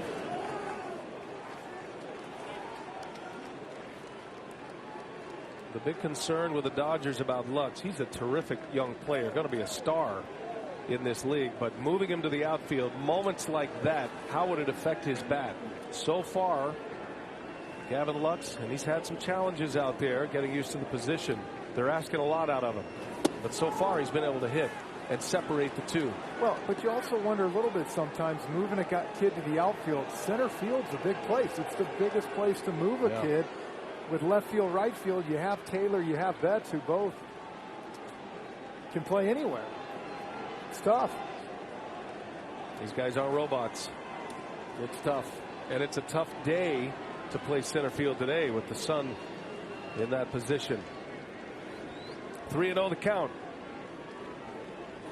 And d'Arnaud takes a ball. So Buehler walks d'Arnaud on 4 pitches. Now the bases are loaded. And Mark Pryor, the Dodger pitching coach, is on his way to the mound. I think what we're seeing, guys, with Lutz in the lineup, and there's no blame there, is you're really seeing the collateral damage of the Max Muncy injury. Yes. That's what you're seeing in this game. Bases loaded, meeting at the mound. Don't forget, more baseball coming your way tonight, 8 p.m. Eastern. Game 4 of the ALCS. Astros, Red Sox on FS1. Tomorrow, Game 5 of the ALCS. at Fenway Park. That'll be at 5 Eastern on FS1. And then tomorrow night, we're back on TBS with Game 4 of this NLCS. After Dodgers on TBS. Don't forget these games on ESPN Radio. Full postseason schedule available at MLB.com. Go ahead, Ronnie. Sorry, Brian, I jumped on you there. I was just watching Mark Pryor after the discussion with Walker Buehler. Had a few choice words for home plate umpire Jerry Meals. He's battling for his guy. Let him know I don't appreciate it. And you made a great point. Muncy's at first base. All of a sudden, Bellinger is in center field. And, hey, that's where he won his Gold Glove in 19. They are loaded up here. Dansby Swanson with one away. And Swanson takes a ball. On deck, Ahire Andrianza. That is Charlie Morton's spot. And it looks like Brian Snitker might be willing to pull Morton after 3 innings if he's got a chance at a big inning here. 2 runs are in. 4 hits and a walk. Jesse Chavez Redding in the bullpen. Buehler deals it, and that is off the glove of Seager. 1 run in for sure. Peterson, and now Washington holds Duvall. Back he goes. And the normally aggressive Ron Washington is being conservative here, sensing a big inning for Atlanta. The Braves take the lead 3-2 on a Dansby Swanson single. Ball smoked to the left side and just tipped off Seager's glove. And a ball where Duvall could have easily scored on that. But I guess they had the pinch hitter. Now Charlie Morton's up. But that's a ball Seager sometimes you see him make. Just off the glove. Remember that Rosario game-winning hit just off of Seager's glove. So it is going to be Morton. They pull Adrianza back, and Morton will bat. That one's in the dirt. Nice block back there by Will Smith. Has there ever been a third base coach fooled by his own manager and thinking that Adrianza was going to be the next hitter and playing conservative? And with Charlie Morton up there, you have to send Duvall there. And that would have been the easiest one to score on out of any of them. That's a great call. It's exactly, I'm sure, exactly what he was thinking in that situation. T-Mobile base cam taking you down on the field as Morton takes a strike. Boy, this is happening fast against Walker Buehler. The misplay in center scored as a double. Braves are racking up the hits. Alex Vesia in the bullpen now trying to get loose for the Dodgers. I'm telling you guys, I would not be shocked here to see Charlie Morton not swing the bat.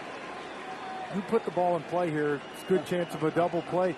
You have Eddie Rosario, who has scalded the ball 6 times in a row on deck. Just make your 1 out. Yep. Like you're holding a table leg. Yeah. 5 straight base runners. And there he goes. Down he goes. Watches it go by. So Buehler with a strikeout for out number 2. Boy, just a lot of wheels in motion with the managers, the decisions. Ron Washington at third base on the holds. And now 2 outs with the bases loaded. And the 9th man of the inning coming up in Eddie Rosario. Only in National League Baseball would allow your pitcher to not swing the bat is a good play. I mean, I think the way this game's unfolded, all 3 of us up here thought today we'd be in the 6th inning easily with Morton and Buehler on the mound still. The way the game's going, good chance we're not. They're grinding. Both managers. Braves lead at 3-2. Got to make a quality pitch here. First pitch to Rosario. He has been aggressive in the count his entire life. There are certain hitters that you have to throw that 2-strike pitch on a no-strike pitch on first count. Rosario for the Braves, Seager for the Dodgers. There you go. Rosario as Buehler misses. So he started him with a changeup. Rosario with that walk-off in game 2. He had a single in his first at-bat.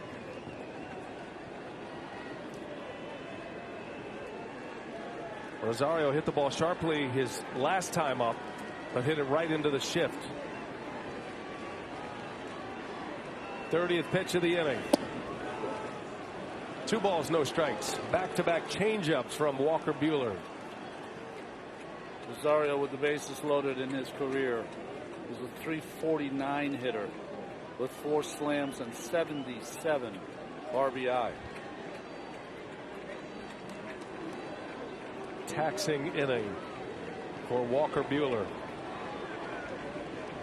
9th batter of the inning. 3 runs are in.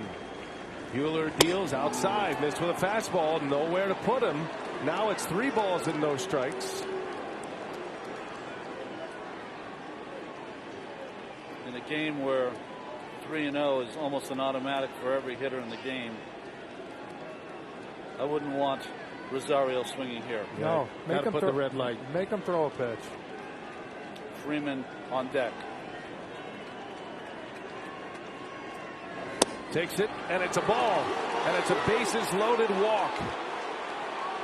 And it's 4-2. Dave Roberts pops out of that Dodger dugout. He is on his way to make a pitching change. An inning that has unraveled on Walker Buehler. 4 runs are in. 5 hits and 2 walks. And a bases loaded walk extends the Braves lead. The misplay by Lux. And the Braves taking full advantage here. And we're not done yet in the top of the 4th inning.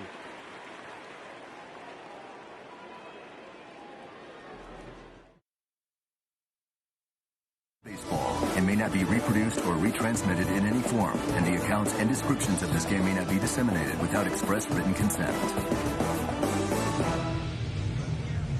All right, let's take a look at DraftKings Sportsbook game odds for today's game. Will there be a grand slam today? Yes or no? And the Braves are in the position here. The bases are loaded. A pitching change for Los Angeles. Walker Buehler is out. 3 2/3 run, and now it's going to be Alex Vesia, left-hander out of LA's bullpen, to face Freddie Freeman. Well, he was asked to get Max Scherzer out of trouble yesterday's ball game, 2 days ago, sorry, game 2, and he got 2 strikeouts. Needs to get him out of trouble again. Faced Freeman in game 1 and game 2, 2 strikeouts. They are loaded up, and Freddie Freeman has had a great career with the bases loaded. He's in a big spot here. Braves lead 4-2 in game 3, and Freeman in the air to left field. Taylor is over. He's got it to end the inning. On the first pitch, Vesia gets out of it. 4-2 Braves. Stay tuned for a message brought to you by DraftKings Sportsbook, an official sports betting partner of MLB.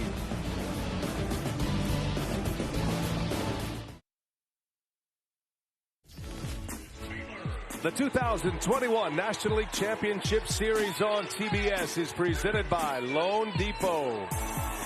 Dodgers strike early. A misplay in center field. A guy out there, very few opportunities, and the Braves cashed it in for 4. A 4-run 4th inning. They bat around. 10 come to the plate. Walker Buehler lifted after 3 2/3 innings. 4 runs all earned. Vesia got Freeman to end the inning, and now we head to the Dodger 4th inning. Charlie Morton is back on the mound. Beach ball getting loose. Now Charlie Morton, things have not come easy for him in this game. Now he has a lead at 4-2. Let's see how he takes or tries to take charge of this lineup and tries to take charge of this game. Chris Taylor will lead off for the Dodgers. Shadows now almost all the way to the top of the mound, and certainly a challenge for the hitters. That strobe effect coming out of the bright sunshine, that baseball into the shadows, and Morton right down the middle with a strike.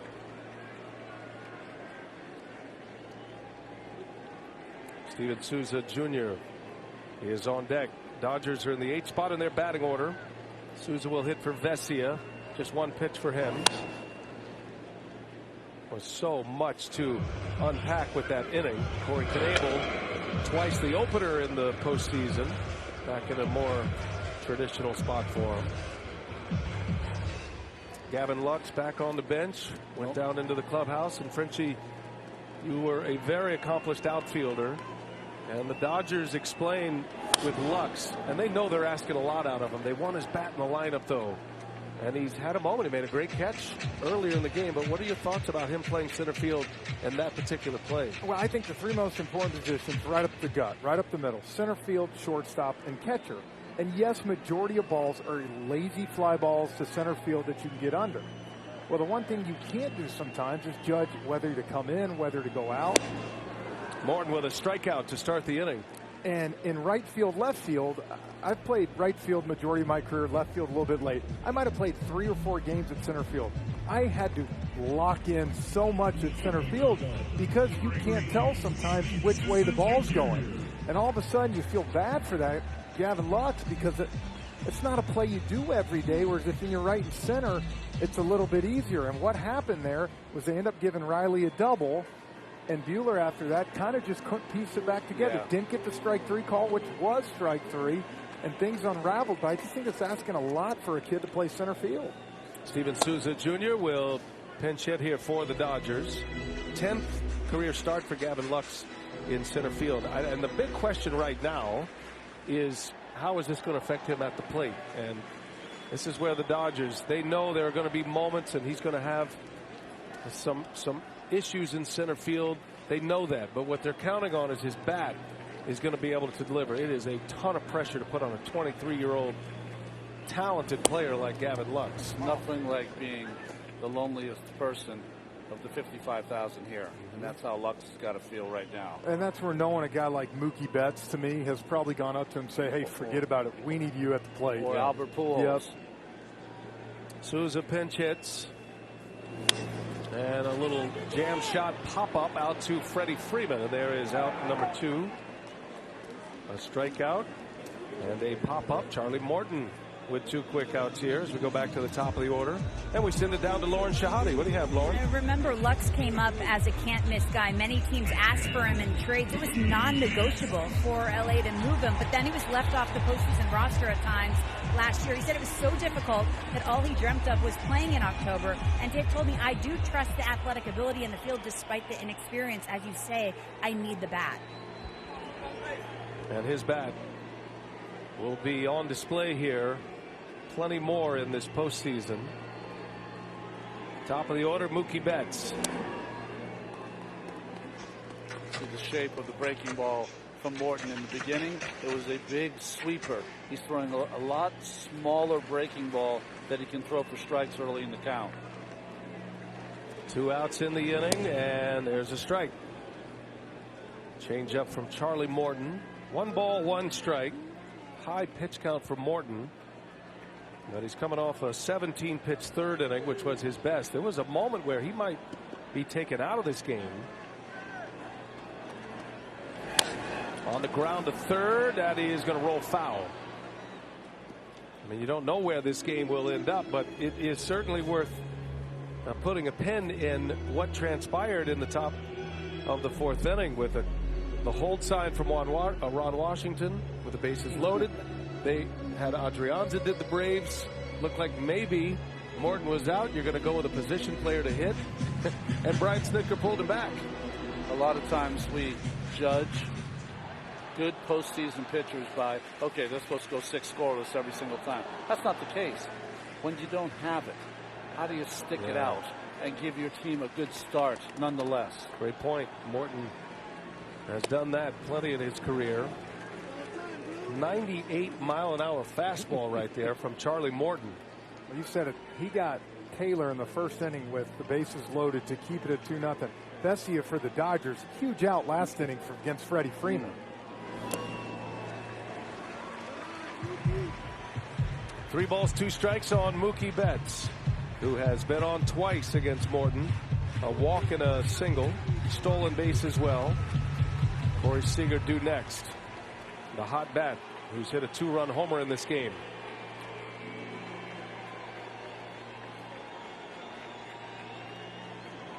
Here's a payoff. Out of play. 3-2 the count remains.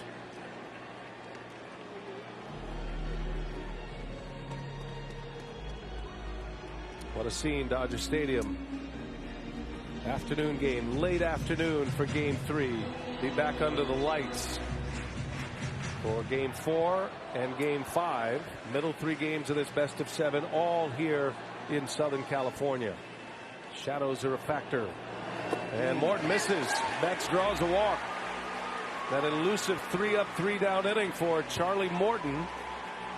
And now a runner aboard, a base stealer in Betts, and the tying run comes to the plate in Corey Seager.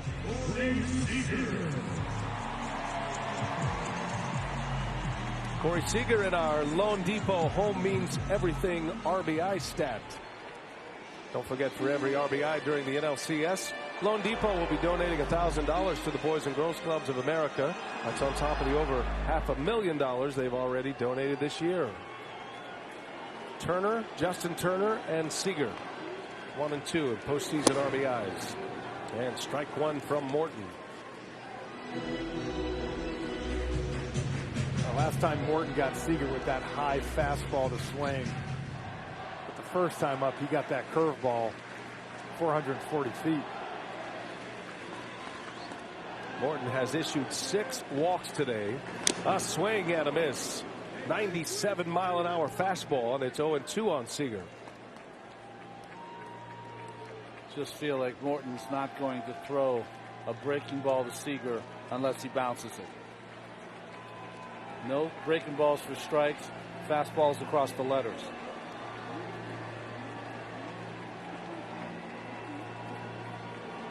Here's the 0-2 in the dirt.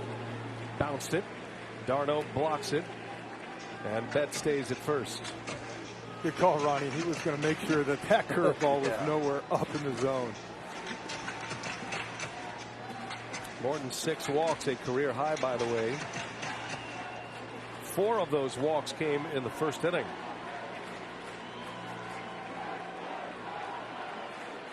He is grinding through this game 3. Low throw to first. Freeman digs it out.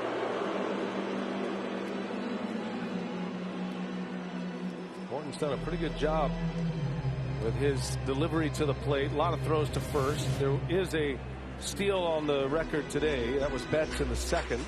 Didn't cost him a run. Before this start today, Charlie Morton had made 35 starts.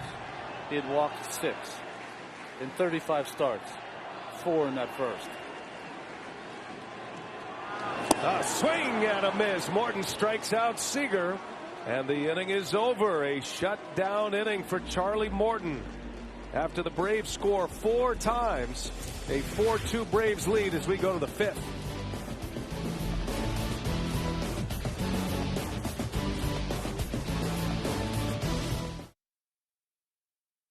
TBS is brought to you by Lone Depot. Home means everything. And by Geico. Happy Geico-ween. Switch to Geico for more ways to save. For the ebbs and flows of this great game. Braves have a 4-2 lead here. Corey Knebel out of the Dodger bullpen has been the opener. Was the opener for Game 5 against the San Francisco Giants, and they opened Game 1 of this NLCS. Missed 90 days this summer because of injury. Ozzie Albies fouls it back. Right, in those 4 games, 2 as an opener, 2 out of the pen. Had a lat injury, did Knebel.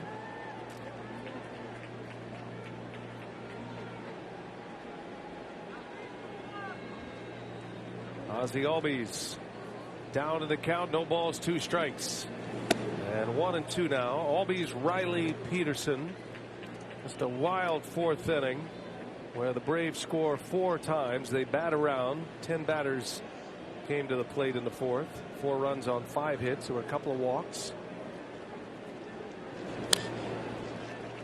Count stays at a ball and 2 strikes on Albies. Sometimes things can get overlooked, but what a job by Vesia last inning coming in. Freddie Freeman, 2 great strokes off Buehler to left field and keeping this game at 2 runs. He has been outstanding out of the pen. He really for the Dodgers. has. Yeah, he was in the group press conference today. And you earn those trips to the press conference for a player. You don't see many middle relievers, left-handers come into those roles. And he was in there today, and he's had some big moments, Vesia, and this Dodger bullpen. Great and excellent as well. Great display of emotion by Vesia. And last night, or Game 2, sorry. It's like an offensive lineman. Yeah. Going into the room. That's right. It doesn't happen much. Take them when you can get them. Knebel fires, and Albies fouls it away. He's hanging tough. Count remains at a ball and 2 strikes.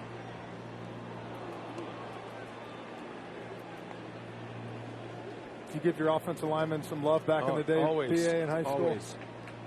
He was an offensive lineman in their 6-man football. Come on now. Come on now. You know, Corey Knebel and I went to the same high school, right? Georgetown, Texas. And Albee slaps one into left field, a base hit. Well, that's some at bat right there. He battled, he fouled off some tough pitches and gets a curveball to his liking. And Albee's with a base hit. Well, Knebel has a great curveball. This one, though, stays up in the strike zone. And hitters are taught to wait on that pitch and drive it the other way. Nice job by Albies. And we talk about hitters changing their approach, Ronnie, during the postseason. All season, we showed Ozzie Albies' spray chart from the left side, pull. Was the hits leader just 2 years ago as a 22-year-old. He's leaning. Knebel is a pitcher you can run on. And there's strike 1 on Austin Riley. Both of these teams, it's simple math for them. We talked to both managers before the series and then again before the game today about the base stealing opportunities. The stolen base is almost extinct in the game in the regular season. It still pops up, but it's not discussed hardly at all. There's not major strategies about it. It's simple math. It's the pitcher's time to the plate plus the catcher's pop time, or the time he throws it to second base. And if your base runner can outrun that number, then it's a go. What did you say the numbers were? 21 to 21 in the National League? And Betts has one today. It's 22 and 22. But it's become more and more of the strategy and the thinking. And you're not asking pitchers to quicken their times, was the takeaway that I got today from both managers. Can't do that to them now. We just have to be better. And I'm guessing, Ronnie, by being better, that means holds, throws to first, step offs, all these things to control a running game outside of being quicker to the plate. There's an entire science to do it. Certainly can't teach someone to do it in October if they haven't done it all summer long. So they've been running wild, and Albies looks runnerish right now. And there he goes. And the pitch is high, and the throw down to second base, not in time. Another steal. Albies is in. And now the Braves have a runner in scoring position here with nobody out. And Austin Riley at the plate as we check the base cam, presented by T-Mobile, the leader in 5G coverage. These teams are trying to make like the '85 Cardinals. Well, there's the high leg kick you talk about. A spinner to the plate. Fast guys like Ozzie Albies, Mookie Betts, you're not going to throw those guys out. You can't lay these on the catchers either. Running on the pitchers. Got to be frustrating for those guys behind the plate. 4-2 Braves lead. Runner at second base. Riley takes a ball down and away. Phil Bickford loosening in the Dodger pen. Another hard throwing right-hander. If you don't have it when you come out of that Dodger bullpen, you're not going to stay long with the 2-run deficit. Hitters count 3-1. And it's ball 4. Riley is aboard, and here come the Braves once again. A single, a steal, and a walk. And decision time for Dave Roberts. He's got Peterson coming up. Knebel has to face 3 batters. And that means it's Knebel versus Jock Peterson. Well, if you're the Dodgers, this is the last guy you want to see right now. Drove in a run, hit a rocket in the 4th. Been on twice. 4 walks already for the Dodger pitching. Braves are 6 for 14 with runners in scoring position. The Dodgers are 2 for 20. Dodgers stranded 17 on base in the first 2 games. 2 on, nobody out. Peterson takes a ball. And you got Bickford in the pen. The huge sinker slider for him. You got the gauntlet of righties coming up for the Braves. Duvall, Darno, Swanson. This is kind of the bridge. It's a big at bat. And if there is no out produced by Knebel, you got to figure Roberts is going to the pen. Anxious crowd. They are quiet right now. And that one misses.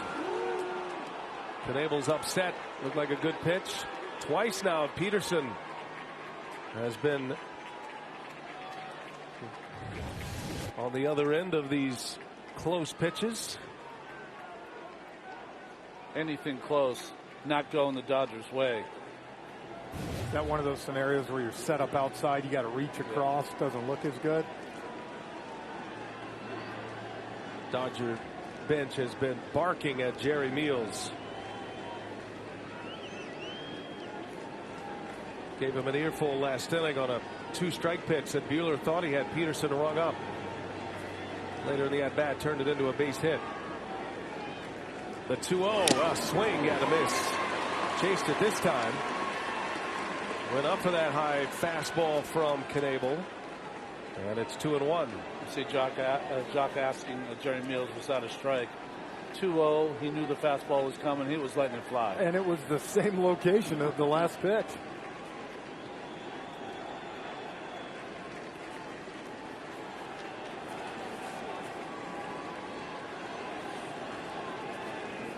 Tense moment here in the 5th. Knebel and Peterson off the end of the bat. Fly ball to center. Carrying pretty well. Lux is there to make the play. Tagging at second base is Albies. He'll make it to third. And the wise throw comes into second base. Peterson just missed it on the bat. It's the first out of the inning, but a productive out. And now the Braves have him at the corners with one away, and a pitching change is coming for Dave Roberts. So it's going to be the hard-throwing Bickford out of the Los Angeles bullpen with Adam Duvall coming to the plate. Braves threatening again. 5th inning, game 3 of the NLCS. 4-2 Atlanta.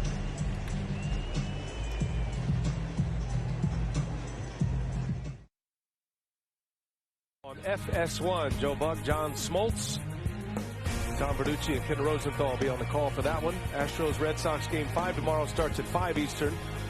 Our series, Braves Dodgers, here on TBS, will start tomorrow at 7:30 for game 4 with Bob Costas heading up our pregame coverage. All right, Ron, so Corey Knebel, a hard-throwing right-hander, is out. Phil Bickford, a hard-throwing right-hander, is in. Knebel, more of a guy who's going to come in when he has his best stuff and strike out people. Bickford is a guy that you pitch to a little more contact and a guy that can get the ball on the ground with his two-seamer and slider mix. Little history here. Duvall back in August against Bickford, homered here at Dodger Stadium. 1 for 2. And Duvall, who drove in his first run of the postseason in the 4th inning, stands in. They're at the corners for Atlanta. Bickford slings one in, and Duvall fouls it away. High fastball from Bickford. Take you back to August 30th. And Duvall goes into right center against Bickford. Launched one out of here. Dodgers swept that series. Very close, entertaining games, all 3. You can't overlook, the Braves do not win here at Dodger Stadium. Lost 10 of their last 11. They lead 4-2, the Braves. And Duvall pops it up behind home plate. And that'll end up in the second row. More room at Dodger Stadium than Truist Park, but not much more room. A number of years ago, renovations to pull the stands a little closer. Used to be cavernous back there, didn't it, Ron? He had a few wild pitches. That's where Mike Scioscia would get his sprints going back there to catch those pop-ups. So no balls, 2 strikes.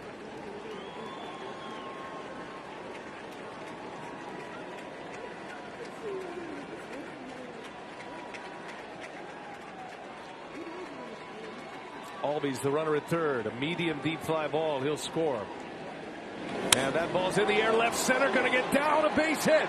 Albies will score. Turning and heading to third is Riley. And Adam Duvall, a big hit for Atlanta. Back-to-back at-bats. He drives in runs. It is 5-2 Braves in the 5th inning.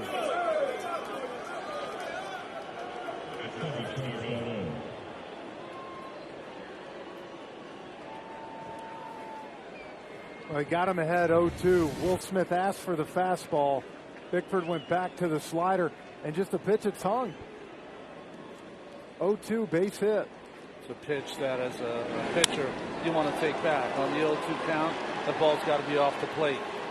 I wonder sometimes the 0-2 fastball, did he remember that August AB?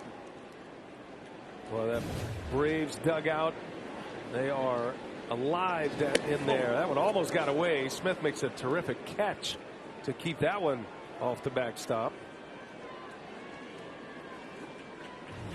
Well, how do the Dodgers turn it around right now? That one almost gets by. But behind him, Justin Brule is getting ready. He was so good in game 1 of this LCS, added to the postseason roster. And Atlanta has grabbed the momentum here in game 3. Darno down the line, skip rope by Riley. It can change fast. Atlanta came out of the gates quickly. First inning, couple of hits. Had this big crowd quiet early. There was a nice catch by Gavin Lux. Ended up as a double play with Rosario off the bag at second. And then the Dodgers got a 2-run homer in the first from Seager. And it was loud in here. Bouncing ball. Got a chance to turn it. Turner to second. Turner to first. Justin to Trey. To Cody Bellinger.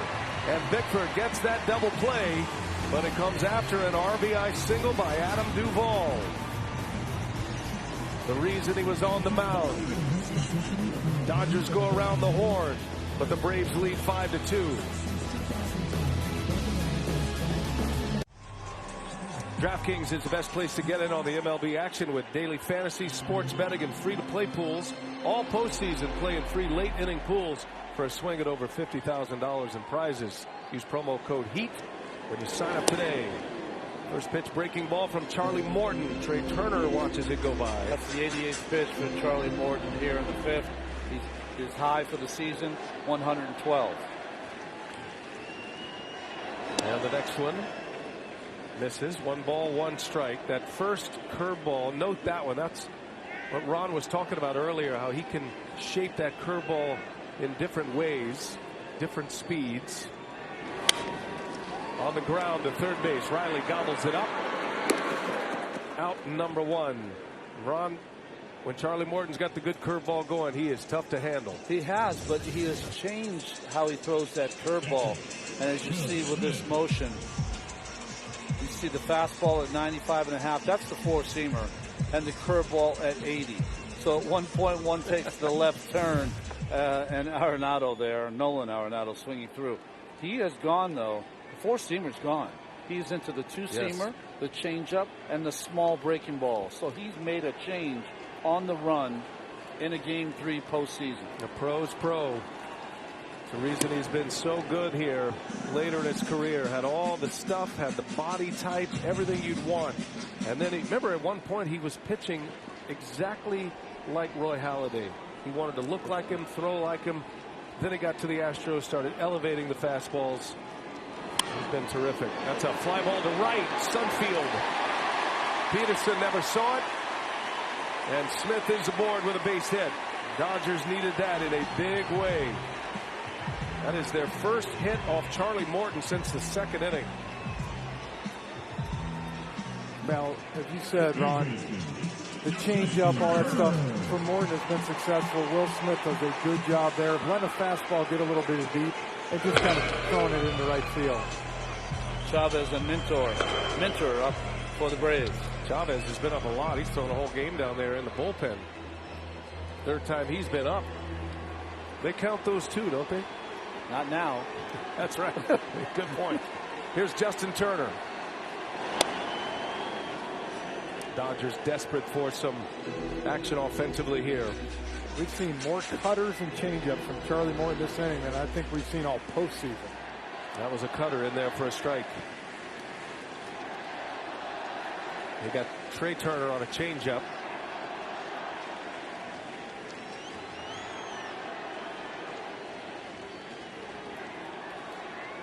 Morton gave up that 2-run homer to Seager in the first inning. He walked 4 batters in the first. 2 hits and 2 walks since. And a swing and a miss. High fastball from Charlie Morton. A family man. His wife and 4 kids. All in their Morton jerseys. Coming from Tampa, his hometown, to watch Dad pitch. Or when's the cotton candy coming? Yeah, one or the other. When's Dad's done so we can go get food? Real good play. Darno so quick behind the plate. 1 ball, 2 strikes to count on Justin Turner. Turner desperate to get the bat going as well, dealing with the hamstring injury, neck injury. Just 3 for 29 in the postseason. On the ground, got a chance to turn 2 here. It'll be Albies by himself and a double play. And Charlie Morton on the ropes early. Has delivered 5 strong innings for Atlanta. Braves lead 5-2. Charlie Morton, tip your hat once again. Gets a key double play to end the 5th.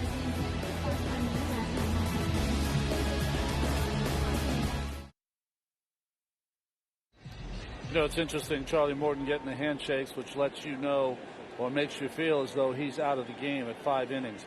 97 pitches. His high this year was 112. He hasn't thrown the ball better than he's throwing it right now. Would I push him? I would absolutely push him. But of course, Brian Snitker knows his personnel better than I know it. But he's throwing the ball as well. He's just thrown it all game. Top of the 6th inning. It'll be Bickford back on the mound for Dansby Swanson. When do you think the last time you've seen his line score with more walks than strikeouts? Yeah. 6 walks to 5. But I agree with Ronnie. To me, the last 2 innings, I feel like Morton's gotten a lot stronger. Might have been able to grease 1 more inning. Tied his career high with 6 walks. And we don't know. Maybe Charlie Morton comes in and says, I'm done. Yeah. You know, that's it. He had a lot of high pressure innings in those early innings. He's 37 years old. If this goes 7, he'll have that game. But he just, I think the guts that he showed after walking 4 batters in the first inning, down 2-0 after the home run from Seager, just cements his legacy as a big league pitcher, as a big postseason pitcher. So Camargo on deck. He'll hit for Morton next. Bickford misses to Swanson. 5-2 Atlanta. They lead 2-0 in this best-of-7 series.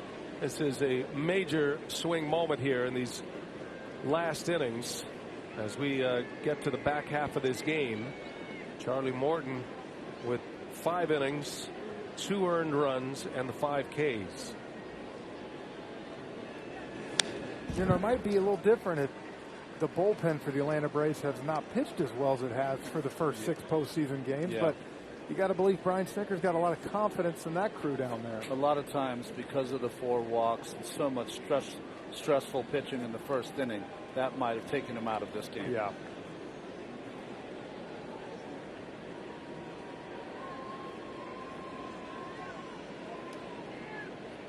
Two the count on Dansby Swanson. Swanson had an RBI single his last time up. It was part of that 4-run Atlanta 4th inning. A misplay in center field. There was a called strike 3 that was not called. Dave Roberts certainly feeling like things are all against he and his team right now. But they're at home. They're at Dodger Stadium.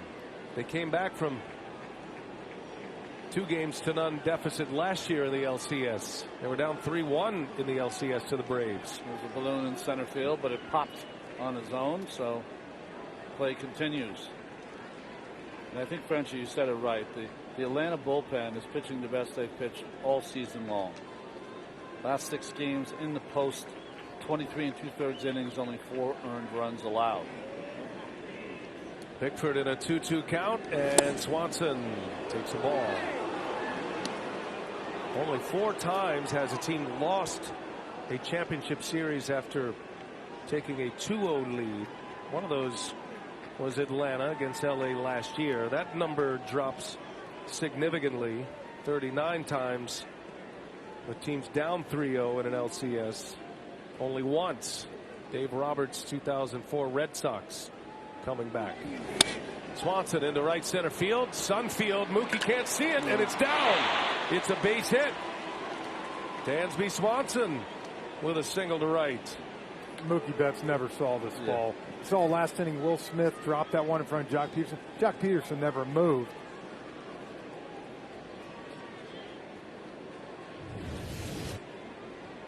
And right here, Betts the same thing. He's throwing his hands up, telling him, I can't see a thing. So now the Braves with a lead man on with a single. Dave Roberts will take the ball from Bickford. He will exit. And in comes the young lefty who was so good in game 1. Will set up the matchups when we come back. A pinch hitter on his way as well.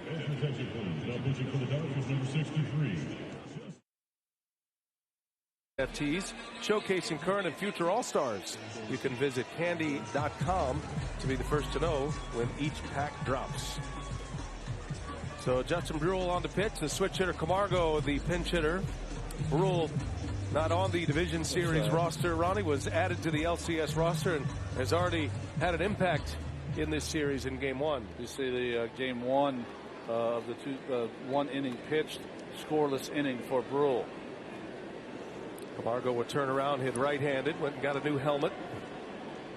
Well, for 16 in the big leagues, was in AAA Gwinnett, and up and down between the minor leagues and the major leagues. And he was an ad, Jeff, on the LCS roster for moments like this: defensive presence, speedy base runner, and maybe an early pinch hit opportunity. Well, and Brian Snicker told us before they took Gore off the roster, Terrence Gore, to put Camargo on, and said really at this point, Pache being on the roster now can almost be that pinch run guy. I need a bat. And he pinch ran in game 2, did Pache. Camargo gives you a lot more at the bat than Terrence Gore did. Terrence Gore will always be one of the fastest players to ever play the game. That won't change. Camargo up and down 8 times this year between the minor leagues and the major leagues. And you know he has got to be thrilled to have a moment like this in the postseason.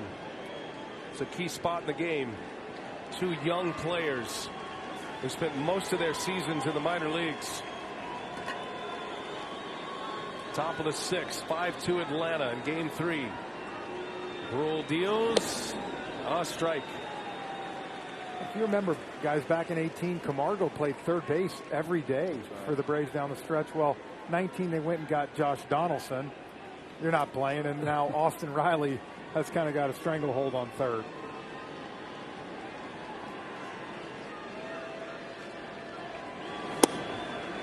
Two-two.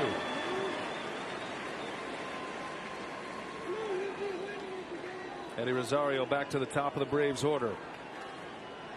He's been on twice. It's Dodger Stadium crowd. They're trying. Their heart's not in it for the most part. Braves have quieted them down. Yeah, they're trying to implore the Dodgers to get it going. There's some serious anxiety here. Reigning world champs. They are on the ropes. I think these fans, you know, they get home, Seager, the 2-run homer, and they just figured the route was on. Yeah. They've seen so much winning in this ballpark by their Dodgers. A swing and a miss. Brule struck him out, went upstairs. That's a cut fastball from Brule. It was so effective in game 1. And he picks up out number 1 here in the 6th. Well, the 2-1 fastball was the pitch to hit for Camargo. He wasn't swinging. And then the cut fastball here up in the strike zone is thrown right by Camargo. So Camargo hits for Morton, strikes out. Runner at first, back to the top of the order now, Eddie Rosario. First ball swinger. This time he walked on 4 pitches his last time up. And drew a walk. He's turned into A very patient hitter, high pitch per plate appearance guy, Frenchie. My type of guy. Is there any chance he's taking this next pitch? Nope.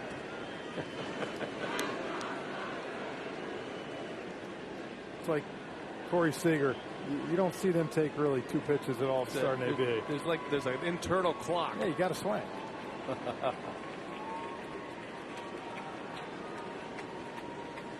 No balls and a strike. And way outside. So he takes. You know what's happening here.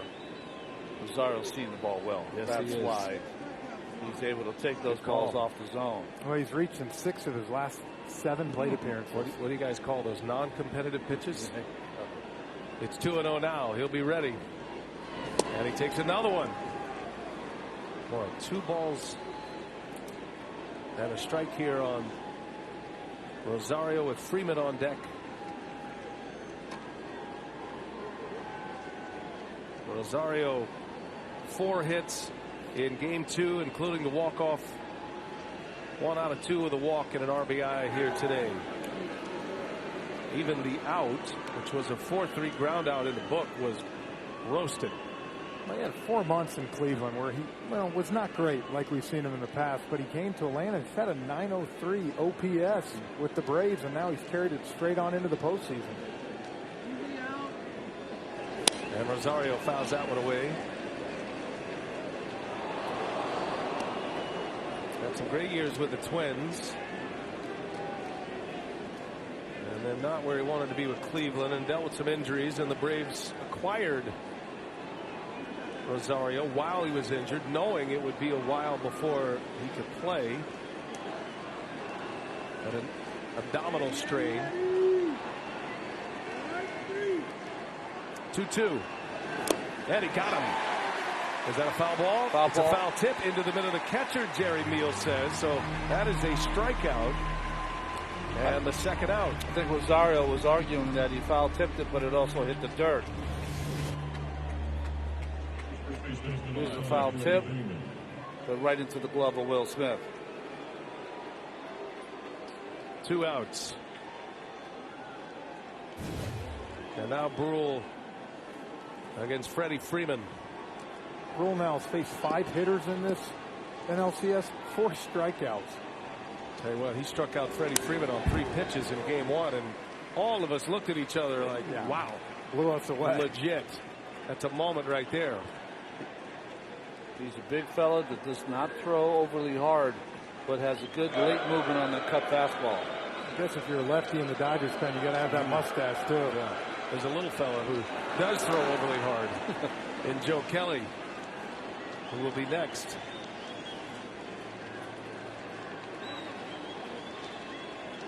Dave Roberts would not want Albies to bat right-handed against Brule. So this will be his last hitter, you would think. 5-2 Braves. They scored 4 in the 4th.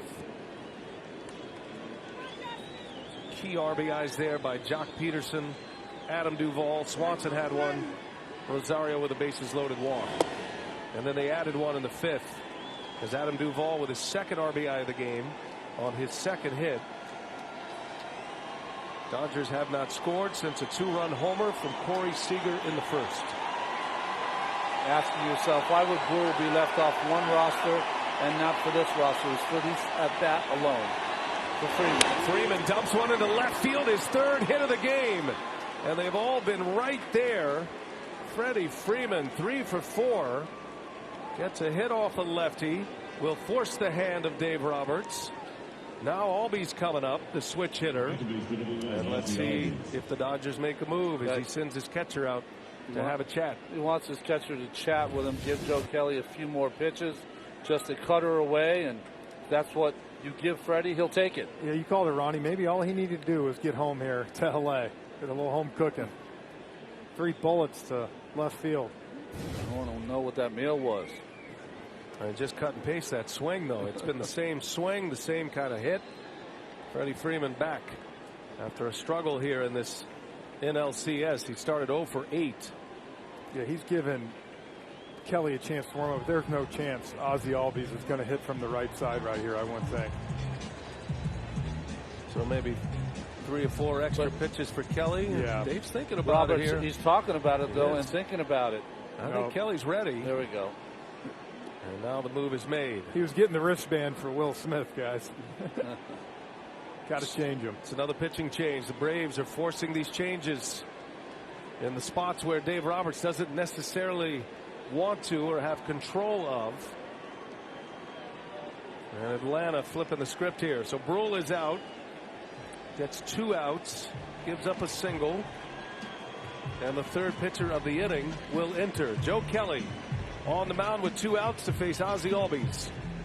And the Braves with 2 on in the 6th.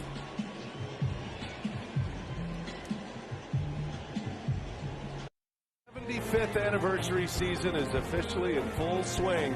Catch all the action this year on TNT.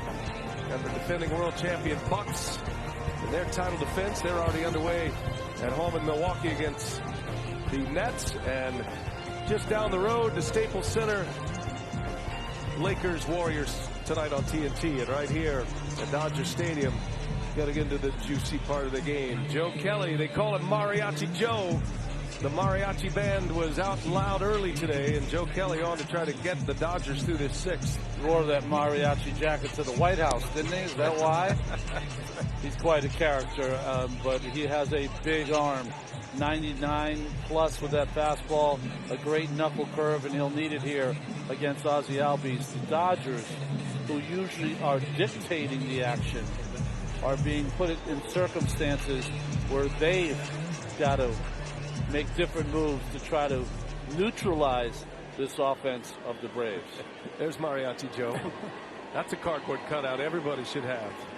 All right, so Joe Kelly, all business right now. 2 on.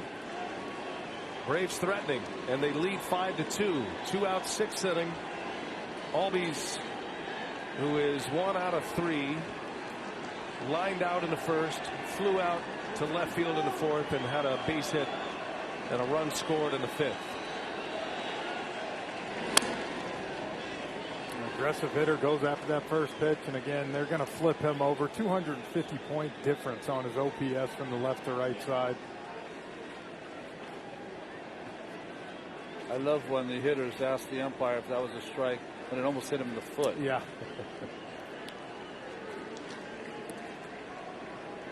Dodgers will have the bottom of their order coming up. Bellinger, they'll have a pinch hitter most likely for Lux. We'll see who the Braves go with out of the pen. But back-to-back lefties in Lux and Bellinger scheduled to hit. No balls and a strike. Albies takes a ball. Kelly inherited 24 base runners this year. Only 3 scored. It's a heck of a season. It's kind of been that closer for the starter on occasion in the postseason. Did that twice. One for Max Scherzer in the wild card game. Came in the 5th inning.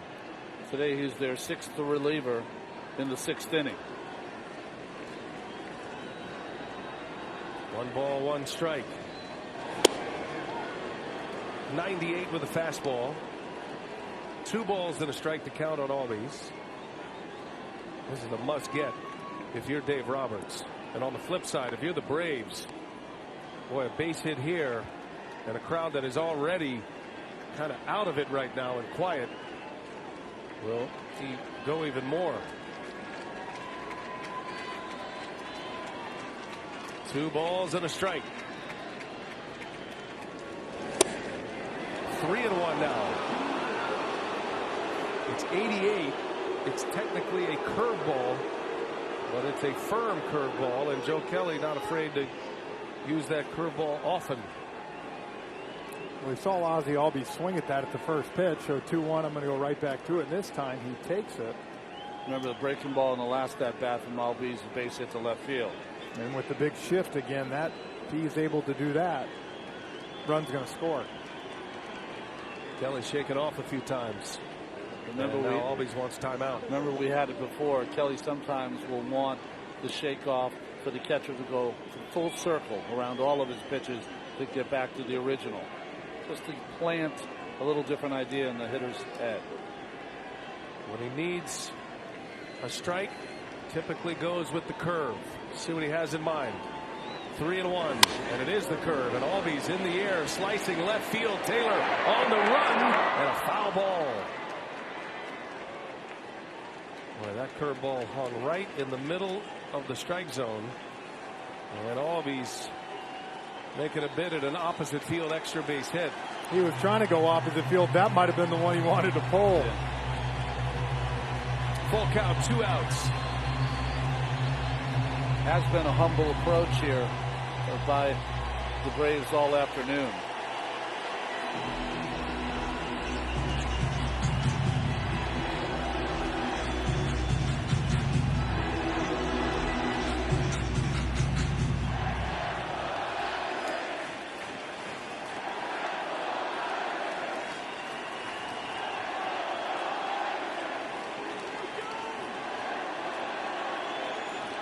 Swanson at second, Freeman at first.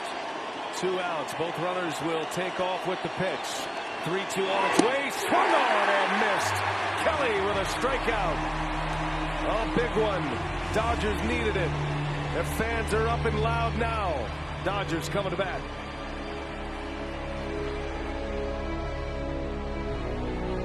Postseason on TBS is brought to you by Royal Caribbean. Rise to the vacation. Come seek. And by Taco Bell. Still a base, still a taco is back. Adam Duvall's had a big game. Couple of RBI hits. His last 2 at-bats. The second one put the Braves up 5-2. That's where we are. And now the wheels in motion for Brian Snitker. And it's going to be A.J. Minter out of the Atlanta bullpen, Ronnie. The bullpen's been hot. Minter, since being recalled on August 10, 21 games, ERA 1.69 for the lefty with the cutter. Gavin Lux removed from the game for the pinch hitter, A.J. Pollock. And for Gavin Lux, be a rough little go of it today with that fly ball. But look, this kid's going to have many more opportunities to shine in the postseason. You just hate to see something like that happen sometime to any player. I'm sure he would have loved to if it happened today, though. Never got it at bat after the misplay in center field. And Pollock in the air to center field. Duvall gets himself to the shadow quickly to make that play. First few steps, he was staring into that sun. Give us an idea now. We've already seen a couple lost in the sun. I think the sun had a lot to do with Lux's misplay as well, but you've been out here this time at Dodger Stadium, Frenchie. What are these guys dealing with? You can see it's tough because you don't really want to wear the glasses because you're in the shade the whole time, but you're coming through the sun. The last kind of remaining hurdle here would be Jock Peterson in right field just for a little bit longer, and then pretty much after that, shadows are done. Yep. Peterson staring right into the setting sun. Cody Bellinger will bat. 1 away here in the Dodgers' 6th inning. Big swing and a miss by Bellinger. Peterson is certainly familiar with the outfield here. Played a lot of left field too, but yep. You just cannot wait till the sun goes down. You feel like you're separated from the world out there. You almost want to tell them, just move in 10 feet and take a chance. Yeah, so you're right? in the shade. Instead of the positioning? Yeah. I'm with you. Or just don't hit it to me for a half hour. Well, you can see if he moves up a little bit, you know what, if he hits it to me now, I'm not going to see it anyways. He's been playing deep all game.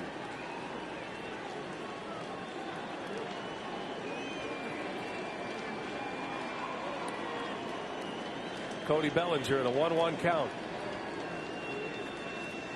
Minter deals and a swing and a foul. Albert Pujols, he's making the call. Hey Bob, who do you want in the pin? He'll handle it. Theo Alberto. Oh, okay. He's got Phillips and Gonsolin. I would said so. Maybe he wants to be a bench coach or manager in a few years. Get his practice. Whatever he wants to do. Yep. Josh Bard, the Dodger bullpen coach. 1-2, the count on Bellinger. And a swing and a miss. He got him. Minter with that big fastball. He strikes out Cody Bellinger. 2 up and 2 down. Minter, when he first came up as a rookie, had an incredible season. Blew away the league And then he kind of lost his control, and he spent a lot of time in the minors refining his approach. But like we said before, after being recalled on August 10th, he has been a big, big part of that bullpen. And you go back to Mentor Game 5 of the NLCS last year, started and went 3 innings and got, I think, 6 or 7 Ks against the Dodgers before they came back to win Game 5. And with every out, it just adds to the pressure here for the Dodgers, knowing they're down 2-0 in the series. Big swing by Chris Taylor. What was that cutter by Mentor? So Chavez again throwing in the bullpen.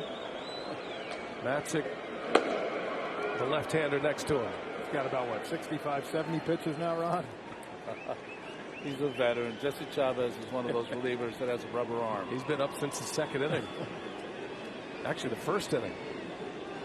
Pujols on deck.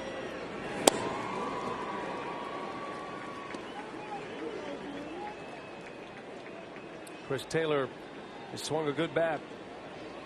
2 hits in Game 1. Had a hit in Game 2 as well. Gavin Lux take it out for the pinch hitter. That's a normal move for the Dodgers, by the way. It's got nothing to do with the play in center, getting the better matchup. But you do worry about a guy like Gavin Lux, and the organization bears the responsibility here. They know he has very little experience in center field. He did it anyway because he wanted to get in the lineup, and he's played pretty well, but he had one moment in this game that opened up the floodgates. You said it best, B.A. There's a lot of veterans on this team that are going to come to his aid, I promise you. Yes. Tell him you got a lot of good things ahead of you. It's going to ring hollow, though, today. Yes, today, it will. Today, you're right. A rising star, Gavin Lux. Here's the 1-2. 2 balls, 2 strikes on Taylor. You know, where you're at right now in the ball game, Taylor has been a guy that's gone on base better than any other Dodger hitter. Bloop and a blast puts you right back in this game with the great Pujols on deck.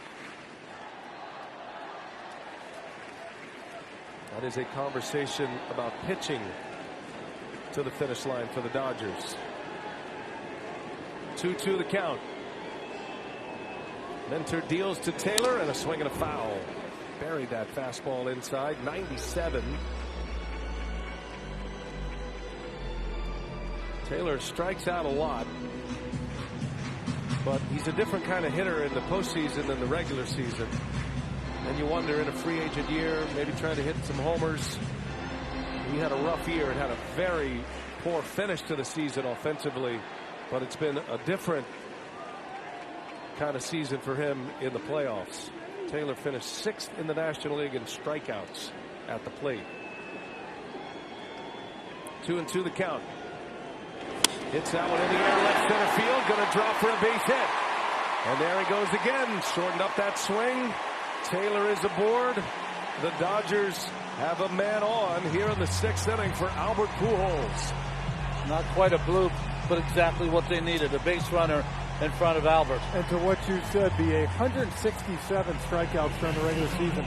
He tends to just foul balls off, and gets the cutter in right here, and just hits it in left center. Prior to hitting that 2-run home run in the wild card game, he had been 8 for his last 72. 8 for his last 72. Feels like you'd never get another hit when you're in one of those slumps. It's been a different story here in the postseason, though. And Taylor with his first hit of the game. 7 hits in the postseason for Taylor. Minter's main weapons are his cutter that runs pretty flat into Albert Pujols and a changeup. The Dodgers are desperate for a moment. And Albert Pujols, who has delivered so many for so many years, stands in here with 2 outs. Pujols not the same player as years past, but there's one thing he still can do, and that's hit off left-handed pitching this year. 13 home runs and 136 ABs against lefties. That was with the Angels and the Dodgers. 10 of those home runs against lefties came as a Dodger.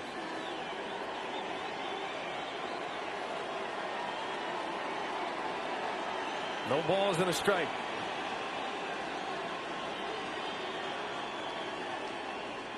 Runner at first, Taylor. They'll check on him. No active player, by the way, guys, has a better batting average or a better slugging percentage than Albert Pujols against the Atlanta Braves.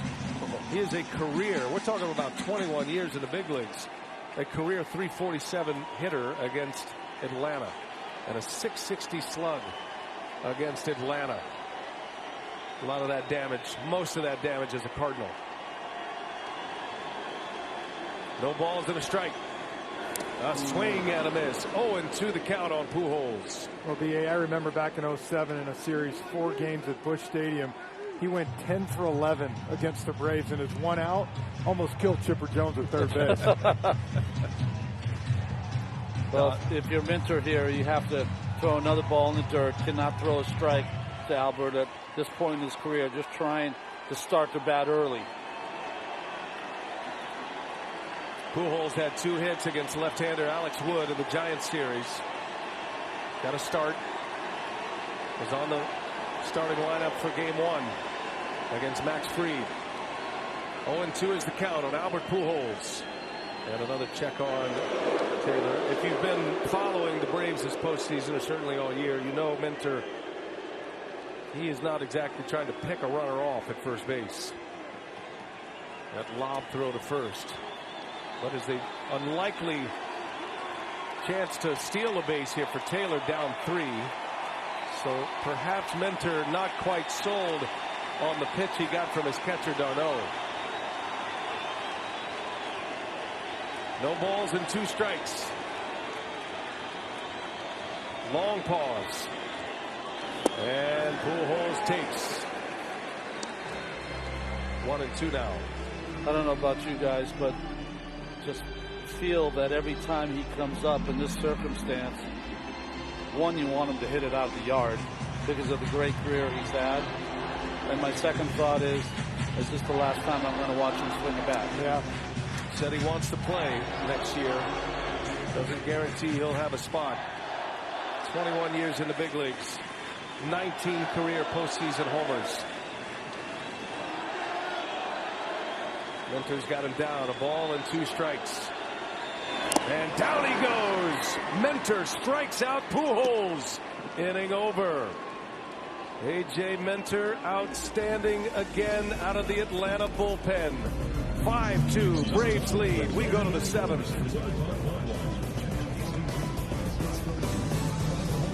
Pollock will stay in the game after a pinch hit appearance. He will play left. That moves Taylor over to center field. Those are the defensive changes. And the new pitcher is Evan Phillips, who was the last man added to this NLCS roster, Ron. Yeah, he appeared in 1 game for the Tampa Bay Rays, and then he was claimed off waivers by the Dodgers, who will put him on the roster here for the LCS. He will face Austin Riley to start it.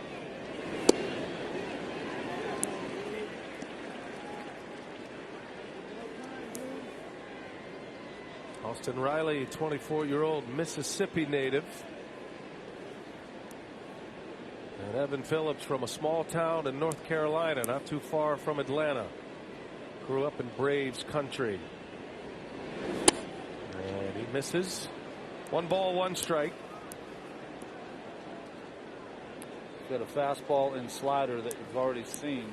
Holds that ball in a split finger grip before coming to the glove.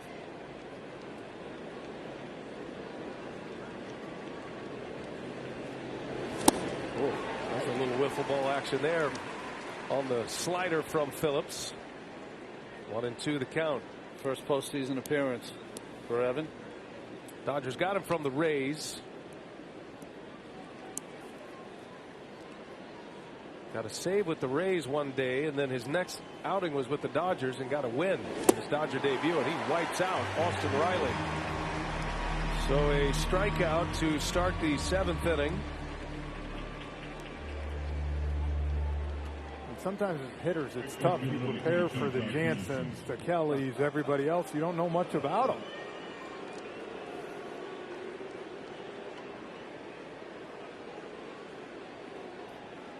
One away. Brings up Jock Peterson. Only threw 13 in the 3rd innings in the regular season this year. Phillips.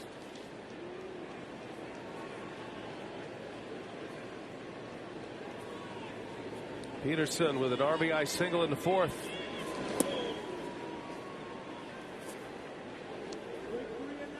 Walker Buehler thought he had him struck out. Buried a cutter on the inside corner. It looked like a strike, but it was called a ball. That was an extender for Peterson. He fouled off a couple of pitches after that, and then he hit a bullet into right field for a base hit. And that started the scoring for Atlanta in a 4-run fourth inning. A swing inning. They were down 2-0 after one. Seager with a 2-run homer for the Dodgers in the first. And it was all going to plan, but then a misplay off the bat of Austin Riley in center field. And then a big inning was on for the Braves. 4 runs on 5 hits. There were 2 walks, 11 batters. Check it, 10 batters came to the plate. Every swing Jock Peterson takes right now looks like he is right on that pitch. Yeah, locked in. Yeah. It's got to be the Pearls. The Dodgers that are locked in are the ex-Dodgers. Jock Peterson and Kike Hernandez. Yeah, right. 2 balls and a strike to count on Peterson. And a little flare, left field, base hit. Peterson is aboard once again. Phillips got in on his hands. Well, he dumps one into left field. So a man is on with 1 out. We send it down to Lauren Shahadi. Well, Chipper Jones woke up this morning and on his mailbox, pearls. He said, Jock stopped by and left me a present before he left for L.A. That was awfully nice of him. He's making house calls now. I mean, every kid in Atlanta that we saw has had pearls on, wearing yeah. them at school and all around the Battery in Atlanta. It's a thing. That's a thing I never dreamed of ever. Seeing a major league player sport. No, and I'll say again, seeing Dale Murphy come out in game 2 wearing them, that also was shocking. A shocker. Here's Adam Duvall.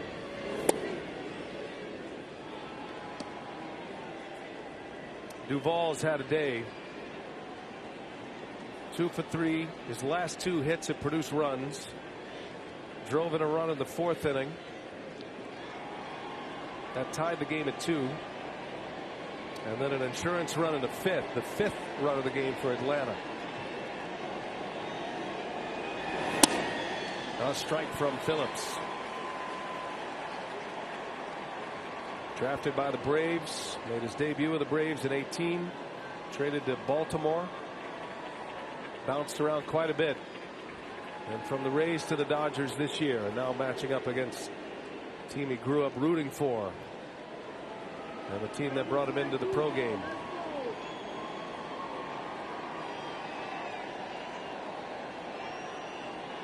You're usually in good shape if you claim a Rays reliever. That's a good point, right? Dodgers need him right now. A swing and a miss. Duvall with a big swing on a slider.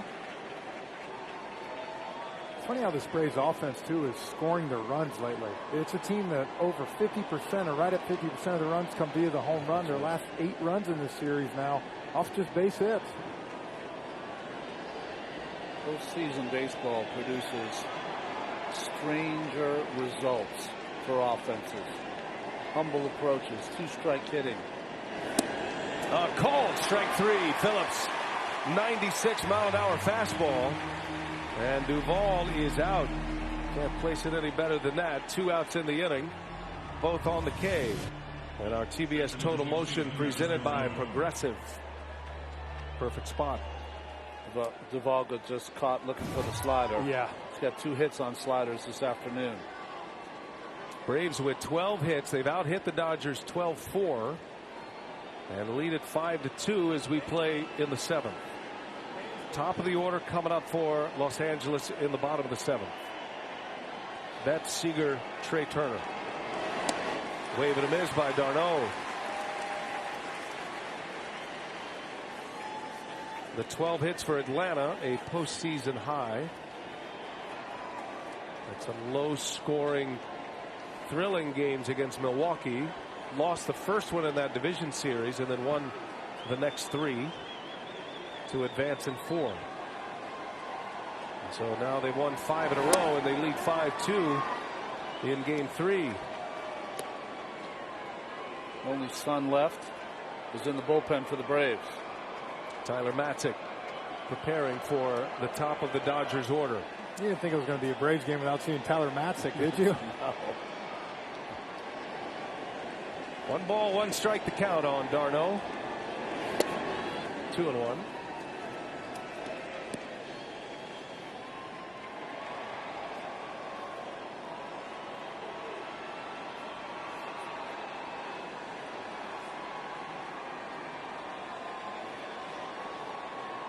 Mentor, a terrific job once again. Scoreless inning, 2 Ks. A strike. Just never know in this game. Phillips was released by the Orioles in August and then picked up by the Rays and then ends up with the Dodgers. And here he is in game 3 trying to keep the Atlanta Braves at 5 runs. d'Arnaud pops it up. He's going to do it. Sun is behind that grandstand now, and Betts makes the play to end the inning. Stretch time at Dodger Stadium. Nice work by Phillips. Dodgers down 3, coming to bat.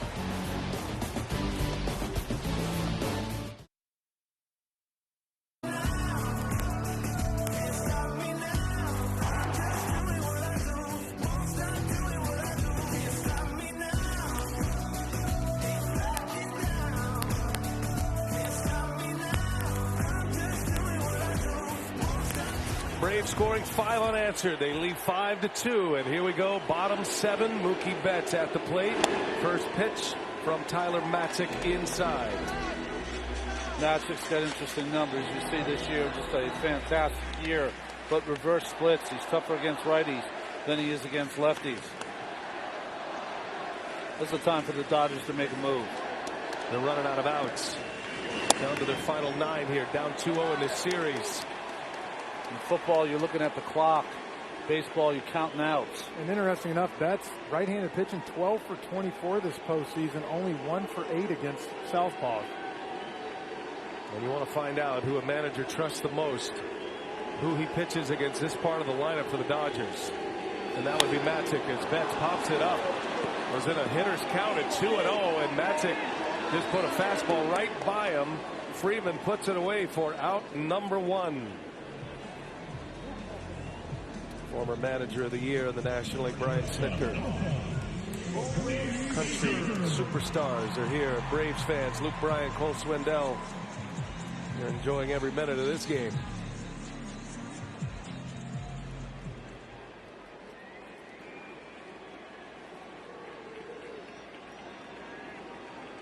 Matzik celebrating his 31st birthday today.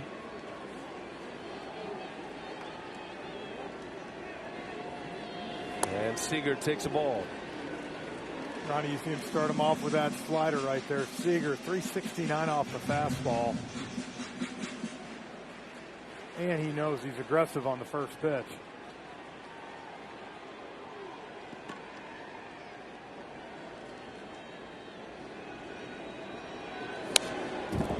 One and one to count. Matzik turned 31 today, like Brian said, his birthday. Grew up in Mission Viejo, about 60 miles from here. Was drafted by the Colorado Rockies and was a part of their bullpen, and lost the feel and ability to throw the ball over the plate. The yips, they call it. Found it. And he's one of the best weapons Snitker has right now. Snaps one off for a strike. Seager upset at Jerry Meals. The Dodgers have been barking at Jerry Meals for a good chunk of this game. On both sides. The ball's down, not close. Matzik formed the case of the yips in 2015. Did not throw a ball in the major leagues for 5 more years. Wow. It's amazing, isn't it? Played independent ball,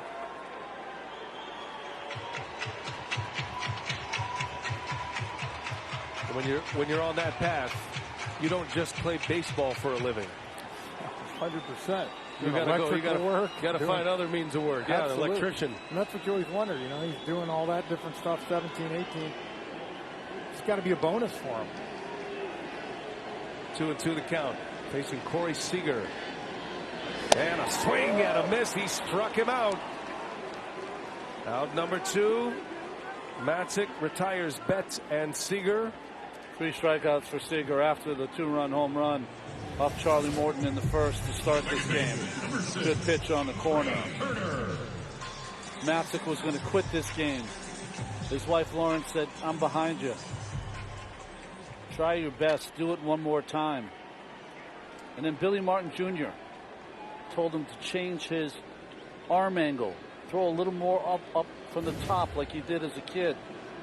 And it started to come back. And here he is. Quite a story. Turner, did he go? Did not. Ball 1. So Fritchie, from Brian Snitker's perspective here, you're in the 7th inning. What's the path to the finish line if you maintain this lead? Well, if he goes what he's done the previous 6 games, because this is Matzik's 7th game in the Braves' 7th game of the postseason, you're going to see him in the 7th, Luke Jackson in the 8th, and of course Will Smith in the 9th. We're in the window of games here where you have 3 in a row if it gets to a game 5 with no off day. A swing and a miss. 1 ball, 1 strike to count.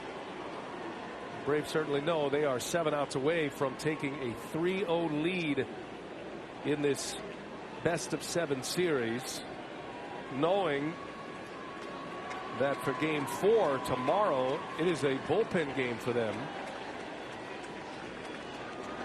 They won't have one of their regular starters lined up till game 5. Man, Matzik is just filthy right now. What if he has a quick inning? There's 3 more right-handers coming up in the 8th. Does he take a chance and roll the dice and keep Matzik out there? Well, and especially talking about those reverse splits. Yeah.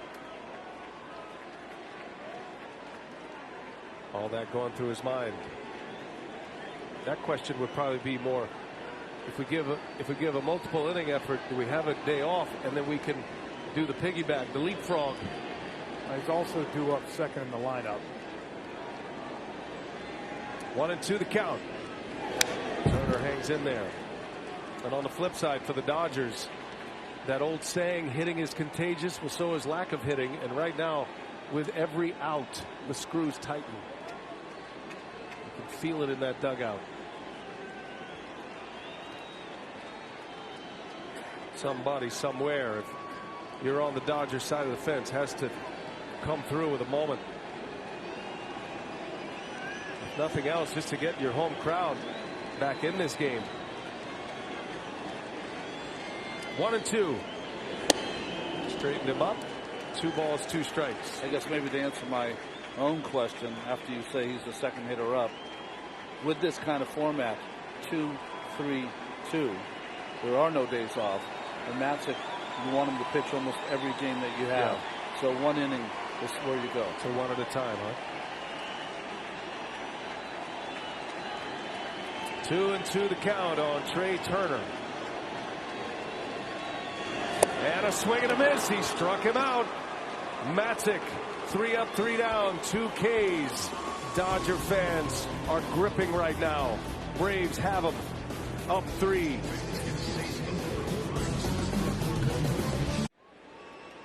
You're watching the 2021 National League Championship Series on TBS, presented by Loan Depot. A quiet Dodger Stadium. Actually, a number of folks have left Dodger Stadium. There are some empty seats here as we play in the Atlanta half of inning number 8. It is 5-2 Braves, scoring 4 runs in the 4th, added 1 in the 5th. Phillips back on the mound, and Dansby Swanson takes a strike.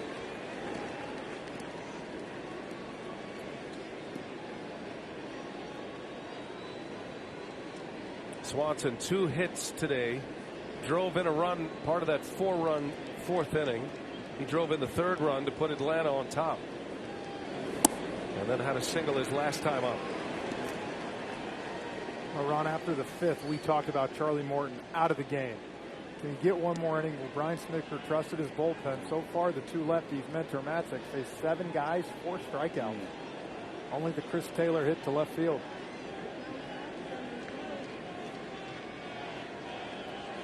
No balls, 2 strikes.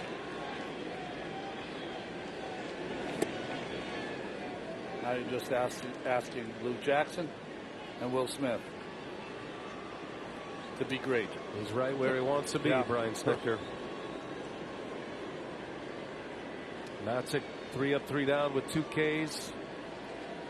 And a 3-run lead at minimum. Dodgers are going to give the Braves a finish here. They had a 15-game winning streak to end the regular season. They won 17 of the last 18 and 58 home wins this season for the Dodgers. There's been a lot of magic here. Yeah, best record in the National League at home. Luke Jackson preparing for the bottom of the 8th. And did he go? He did. So Swanson is out, a strikeout. Phillips with his 3rd K already of his 4 outs recorded. Boy, his confidence has to be soaring right now. Fastball up and in after all those sliders. Full Swanson. Say, you guys check swings, man. We've kind of been attracting him, haven't we? I don't even want to talk about it. So it'll be a pinch hitter for Atlanta. Ahire Adrianza will bat. He was up earlier. He was on deck, ready to come into the game in the 4th inning. Pulled him back, let Morton hit. He struck out. Braves scored 4, but they also stranded the bases loaded. But the gamble there was that Morton was going to be able to give you a few more innings, and he did just that. Gutted 1 out today. Morton went 5, and his last inning was his best inning. 9 pitches, got a double play ball, and that was the end of the night for Charlie Morton. 5 innings, 2 runs, and in line for the victory. They're having some fun in that Braves dugout. A strike to Adrianza. Los Angeles will have Will Smith, Justin Turner, A.J. Pollock scheduled to hit. They are down to just 2 bench players, Beatty and Barnes.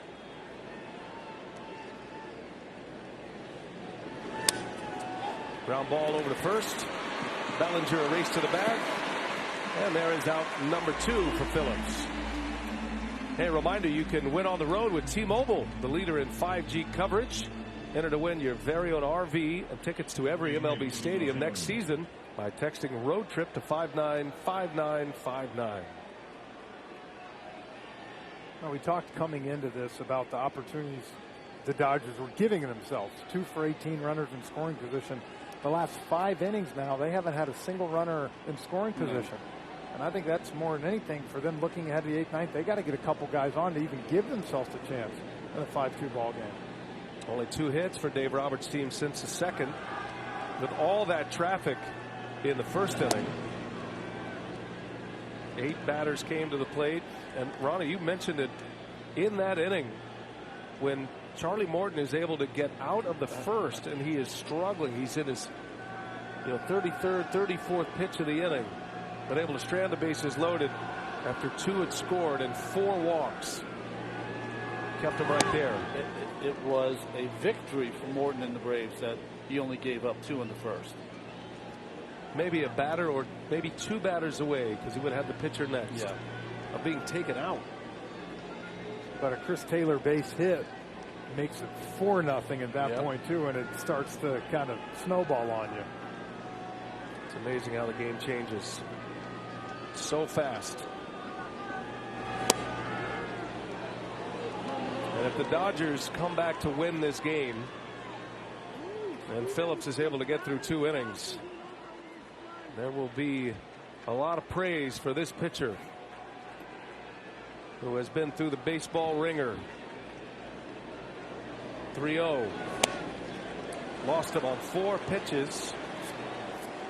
So Rosario one of the biggest free swingers you could ever find, has walked twice in this game. Both on 4 pitches. The last time was with the bases loaded, an RBI the easy way. And after a 4-hit game in game 2, he's on base for the 3rd time here in game 3. And Mark Pryor making the call to the pen. Looks like Phillips has one more hitter. Freddie's had 3 singles this afternoon. Extra base hit could be needed here. Freeman has never had a 4-hit game in the postseason. Had a 4 strikeout game in game 1. That string ran to 7 in a row. But he's found it, maintained his confidence. Went from 0 for 8 to 3 for 4 today. And all 3 of his hits in the same spot in left field. That's what the great ones do. StatCast presented by Google Cloud. Those are the strikeouts. And those are the hits. Talk about the extra base hit, Ronnie. A lot of times great hitters, they start to feel good, and then all of a sudden, bam. Look in. This feels like a lesson, too. I mean, this game's hard. It's a hard game. Right. Yeah. And there's a lesson in just short memory, move forward. What happens today doesn't mean it'll happen tomorrow. And it feels like Freddie Freeman is the epitome of that. That's kind of been the way his season's gone. And I think that's why talking to him before the game today, it's what he kind of mentioned to me. I've been inconsistent for the most part of the year. 2 balls, no strikes. Man, that is 7 consecutive balls by Phillips. Might be getting a little tired, Phillips. You got to imagine that adrenaline pumping. He gets through his first inning, goes and sits down, expending a lot of energy as Gonsolin is getting ready in the pin. A strike. Freeman taking all the way. I think usually, look, 3-0, we talk about it. Most guys, they're ready to go. 7 balls in a row now. I think you're seeing him. I got to see one in the zone. So 3-1.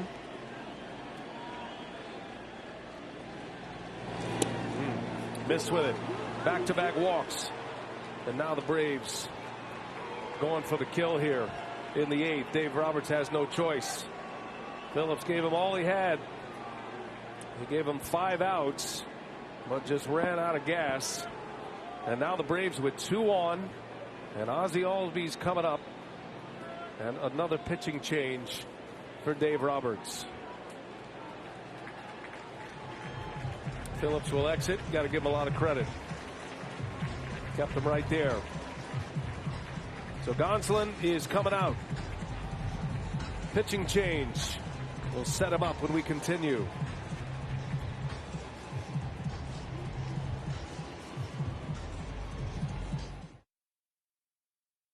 Hopeful.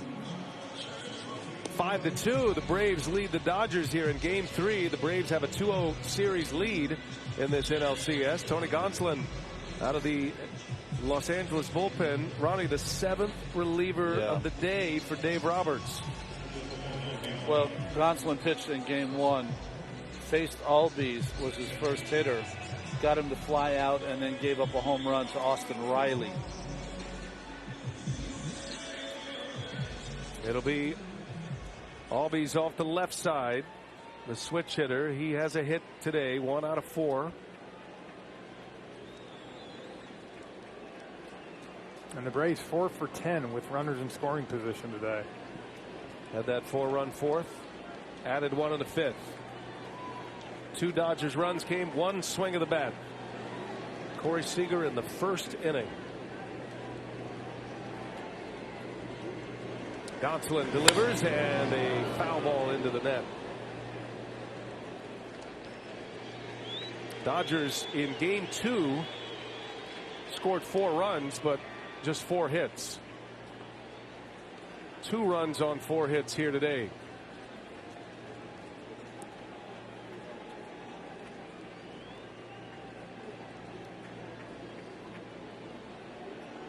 Atlanta winning the first 2 games in walk-off style. Riley, then Rosario. Albies in the air, right center field, long way to go. Taylor closes, makes the play. Nice catch. Chris Taylor takes one away from Ozzie Albies. Inning is over. We're headed to the bottom of the 8th. Excellent play by Taylor. Smith, Turner, and Pollock coming up for the Dodgers in the bottom of the 8th.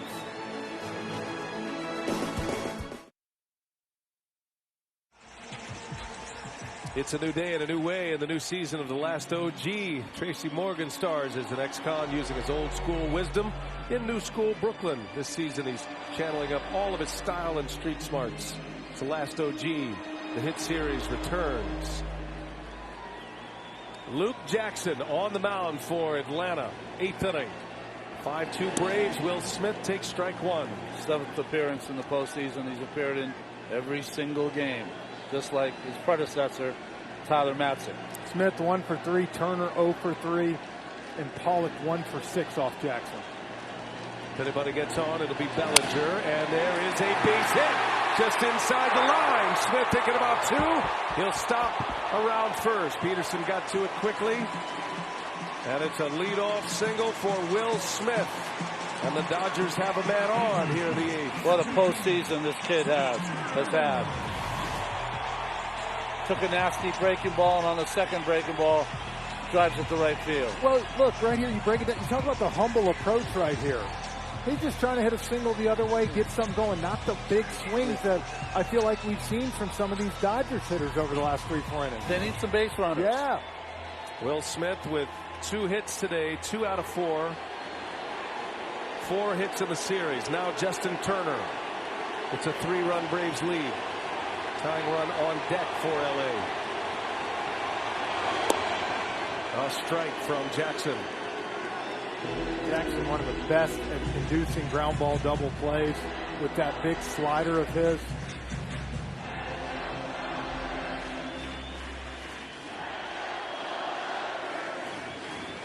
Matzek was dominant in the 7th. Now Jackson with a man on. A swing and a miss. High cheese from Luke Jackson, and Turner comes up empty.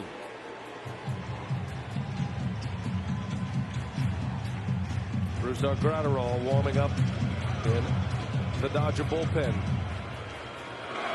Throwing about half speed, 92.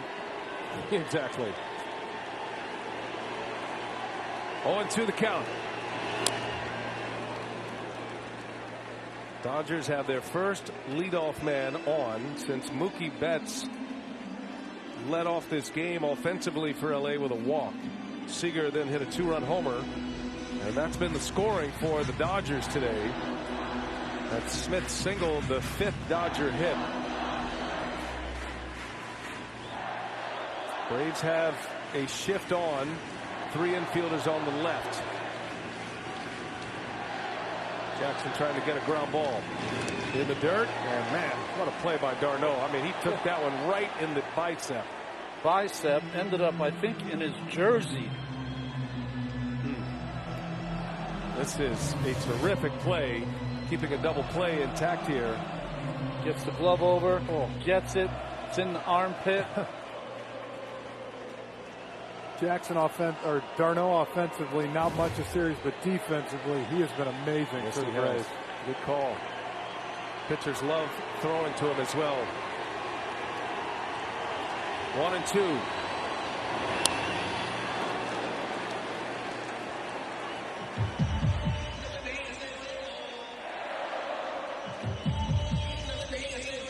A.J. Pollock due next.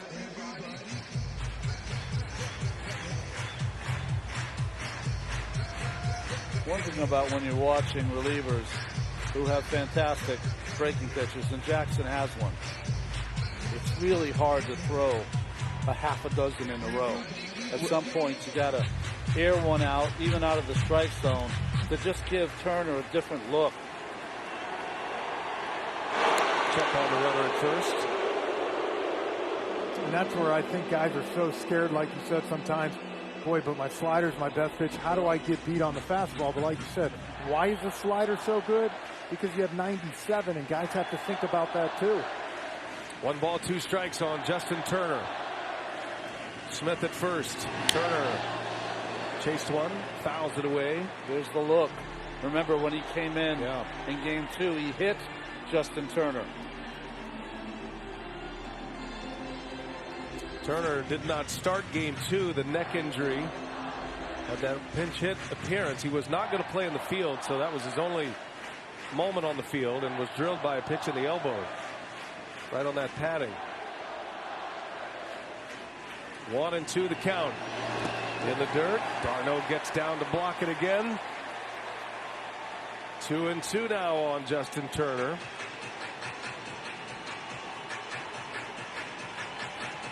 An action pitch, you would figure, right here.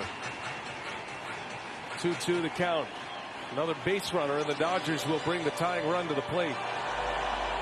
That's the sequencing. A couple of fastballs to start. 3 consecutive sliders. And after missing with a slider, he's in a 2-2 count. Turner popped it up. Albies is over.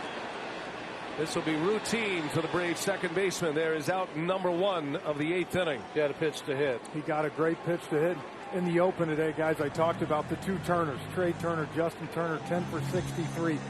Now 0 for 7 today combined. Got a hanger. Just a spinner. When you see that big dot, it just sits in the middle of the plate saying, hit me. It almost backed up and hung too much, and he kind of jammed himself. Been a rough series for Justin Turner. Between the lines and physically. After all that greatness in postseasons past. 1 away. Here is A.J. Pollock. A strike. Snaps one in. That slider is in there for strike 1.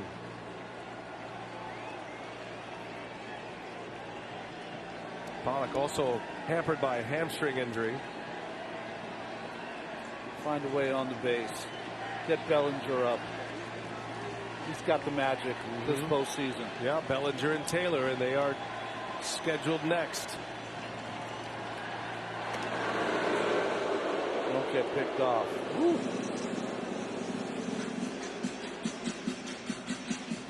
Pollock been one of the best Dodger hitters all year. After the All-Star break, hit for a .324 average. That was top 10 in the National League. But just 4 for 22 in the postseason. Dodgers need him. And a bouncing ball, third base. That is a foul ball. Foul ball. Mark Carlson, the first base umpire, calls him out, runs through the whole play, but that is a foul ball, and Pollock will head back to the plate.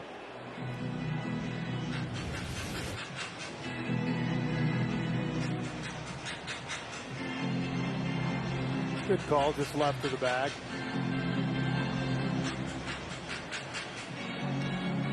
Boy, hit right on that line, and it had that spin that took it foul. Yep.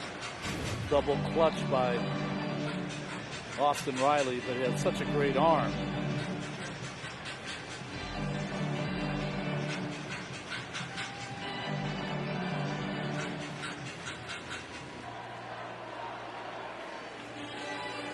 A 5-2 game. Braves lead it. Been that way since the 5th. Dodgers down to their last 5 outs. Smith, the runner at first, leadoff single. 0-2 the count on Pollock. 1-2 now. The Dodgers have not lost 3 consecutive games since the 3rd week of July, right after the All-Star break. They dropped 3 in a row, and they didn't do that the rest of the year. 106 wins in the regular season. Finished in second in their division, even though they had the second best record in baseball. The Giants won 107. Dodgers won a thrilling 5-game series against the Giants, their division rivals. Pollock up the middle. That is through. A base hit. A big hit for A.J. Pollock with 2 strikes. And now the Dodgers will bring the tying run to the plate.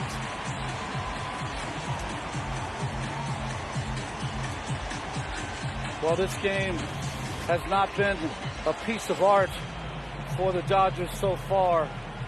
But this Jackson-Pollock matchup produces a hit for the Dodgers and maybe some magic for Cody Bellinger. And if you're Jackson, you just made a pretty darn good pitch. Slider off the plate. And Pollock was able to just squeak it up the middle. You got the ground ball you wanted, just happened to be away from an infielder. Cody Bellinger will bat, representing the tying run here in the 8th inning. He's been hitting the ball as hard as anybody in the postseason. He's found it again. 0 for 2 with a walk today.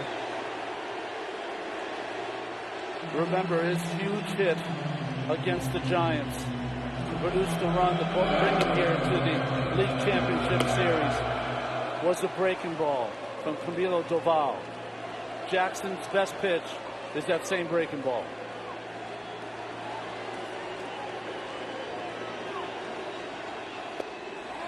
One ball, no strikes.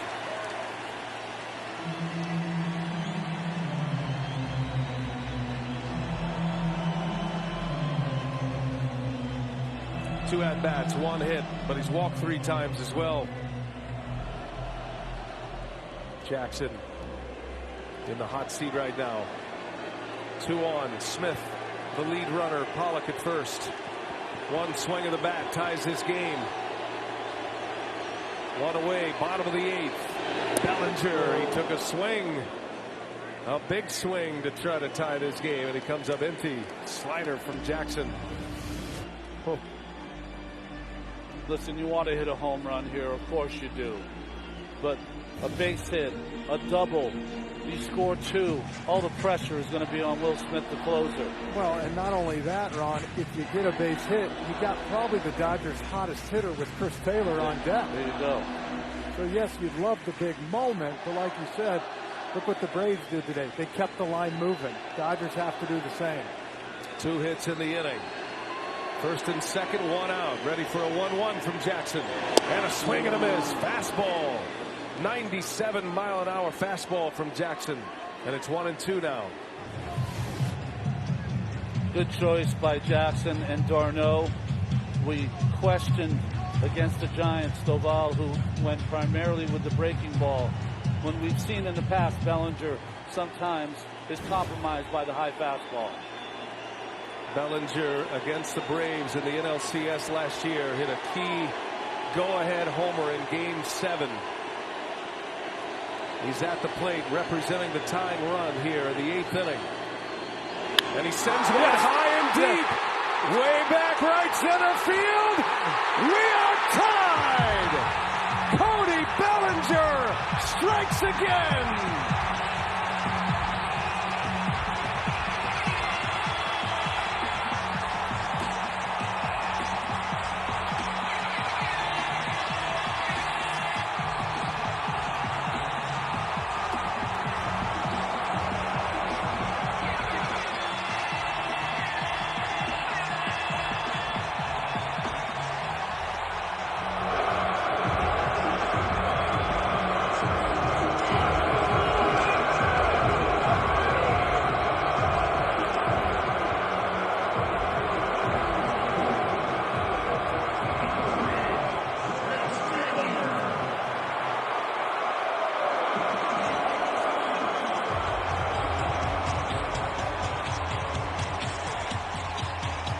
Well, Jackson had him set up 1-2. He started him off with a slider off the plate, came back with a good one here on 0-1 to get the strike. And then try to go high fastball 1-2 after getting him on the previous pitch. That time Bellinger was ready for it. The second consecutive fastball. And Cody Bellinger was all over it. His 9th postseason home run. In the loneliest place in Los Angeles right now on that mound. A lost year by Bellinger. is now found here in the postseason. What a moment for Cody Bellinger. And now this crowd of 51,000 is up. Here's Taylor, base hit left field. Chris Taylor jumping on the first pitch. The Dodgers with 3 runs in. Now a man on. The go-ahead runners aboard with 1 out in the 8th. Well, Taylor, you could tell almost was sitting all over the slider on that pitch after giving up a home run on the fastball. And I think that's why you saw Rick Kranitz go out there to remind Luke Jackson, this is a tie ball game. Yeah. And now Brian Snitker's not going to take any more chances. Oh. This series, man, this NLCS is special right here. We're going to have another last at-bat win. Walk-offs in the first 2 games. Bellinger getting on top of one. Powers 1 out. He knew it from the moment it left the bat. Tied at 5. Pitching change in the 8th. For Jackson. Guys, he blows the heater right by him. That's the pitch prior. That's the pitch prior, belt high. And then he goes, I mean, a lot higher up.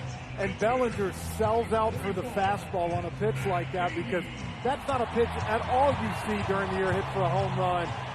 But he sold out, and as you said, Ronnie, a lost season, postseason moment. 99 times out of 100, you're going to see a breaking ball from Luke Jackson. He got the fastball and didn't miss it. How about that? A postseason career already. 5 of his 8 homers have tied or given the Dodgers the lead. And now Jesse Chavez, who was warming up in the first inning, is on the mound now in a tie game in the bottom of the 8th. Go ahead run at first base and Chris Taylor. Chance to steal. Matt Beatty, the pinch hitter. For Cody Bellinger, his first home run since September 29th. Hit one against the Padres. Had a double against the Giants. And you could just feel it coming. He's been swinging the bat so much better in the postseason. Beatty takes a strike. So the order changes now. Gratterall sits. Trident had been throwing. And now Kenley Jansen preparing for a potential save opportunity.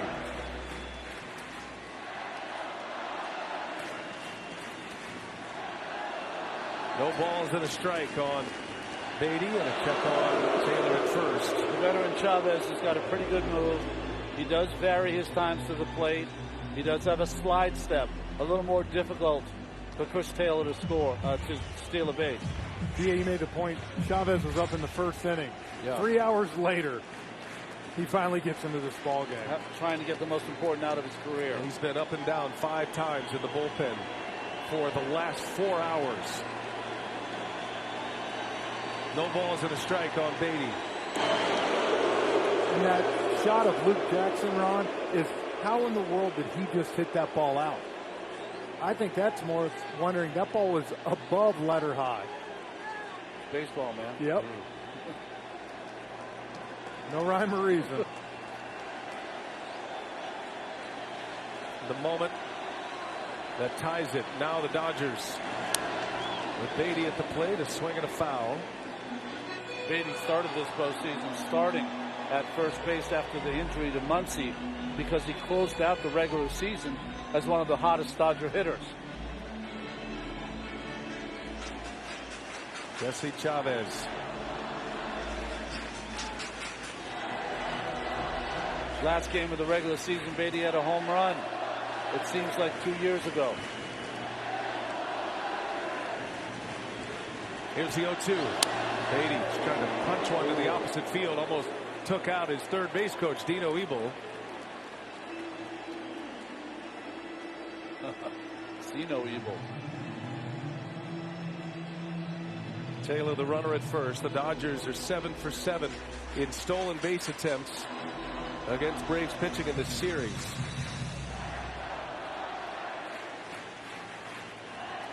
Wow. 5-5 game. 1 out. And another check on Taylor. Austin Barnes, the only position player left for Los Angeles. Looking ahead to the Atlanta 9th. They've got Austin Riley, Jock Peterson, and Adam Duvall. 0-2 the count. Pitch out.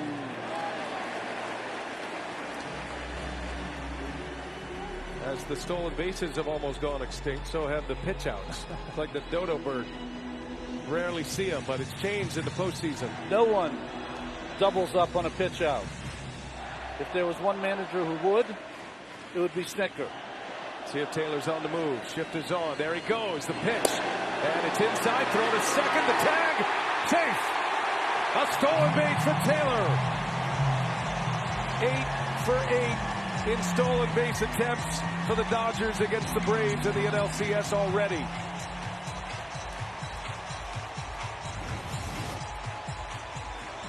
After a pitch out, anyone who's trying to steal a base would have to figure that almost 100% it's not going to be a double pitch out. It's a perfect pitch to run on.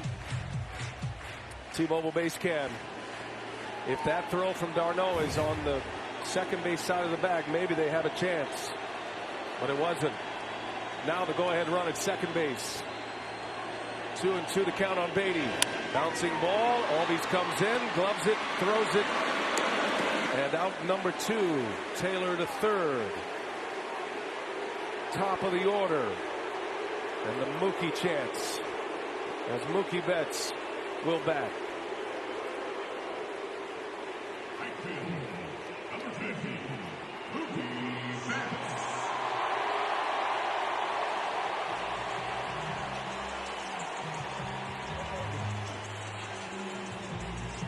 Thinking about all those fans that greatest rally we're cap. Heading out. Greatest rally cap in the world right there. Can't leave this one. Did they let you back in? Can't leave a playoff game. And Betts into right center. And it is down, a base hit. Taylor scores. Betts on his way to second. And the Dodgers have the lead in the 8th.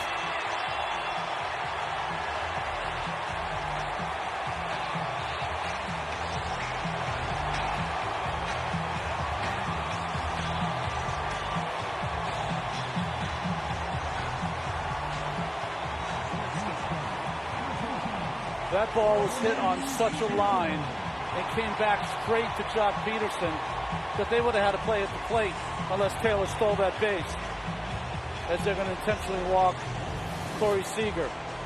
Well, Betts, an aggressive hitter in this type of count. Chavez trying to go away, and that ball runs right back over the middle of the plate. Betts having a great series on base 3 out of the 4 times today. Peterson thought he had a line on it. He did at first until it just kept going, like you said. He hit so smoke, hard. that's why. Full backspin. Mookie Betts. What a moment. Betts with a double into the gap. Seager, the intentional walk. Trey Turner at the plate with 2 on. First ball swinging, fouls it away. A 4 spot for the Dodgers here in the bottom of the 8th inning, answering the Braves' 4-run 4th. Bellinger's 3-run blast as the Dodgers are down to their last 5 outs. Pulls them up off the deck. A shot at Bellinger. He's playing it cool, but his inside's got to be jumping. He's saying to himself what Jock Peterson's been saying to himself. I'm the man. And he is.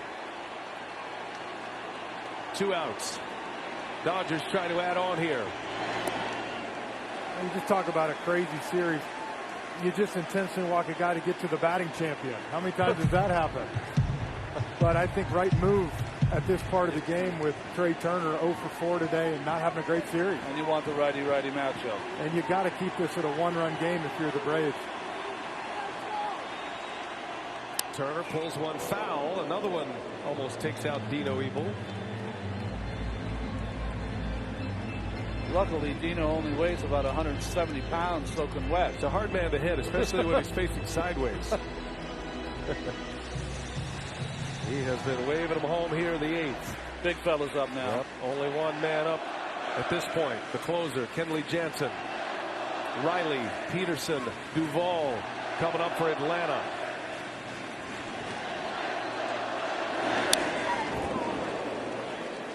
Ninth batter of the inning. Inning started with a single by Will Smith. Frenchie, you pointed it out. Didn't try to do too much, almost like he was up there playing pepper. Well, you look through the third to the seventh innings, and just for the Dodgers, some big swings with nobody on base. And Will Smith, as we talked about, took the humble approach. And then how about Pollock with a 2-strike hit that set the stage for Bellinger. That one misses. Close pitch, 2-2 the count. That was the real swing moment for Luke Jackson. Got ahead of Pollock, and then Pollock with a 2-strike single, and then Bellinger goes deep. 4 runs have scored. 2-2 the count. Gotta hurry. Gonna be a tough play. Riley bare hands, no play. An infield hit. The bases are loaded. Trey Turner will take them any way he can get them right now. That was a smart play by Riley, and you say to yourself, oh, you know, because he didn't throw it? Well, because he didn't throw it, Mookie Betts at third base didn't attempt to maybe score on it. Well, and I don't care what infielder you are, when Trey Turner hits one like that, yeah, hold it. With that speed, there's no chance. Jesse Chavez made a really good pitch. Turner's just got a phenomenal speed. He led the National League in infield hits, Trey Turner, with 28. And his infield hit here in the 8th loads the bases. And the man who started this rally, Will Smith, back up there for a second time, and he takes a ball.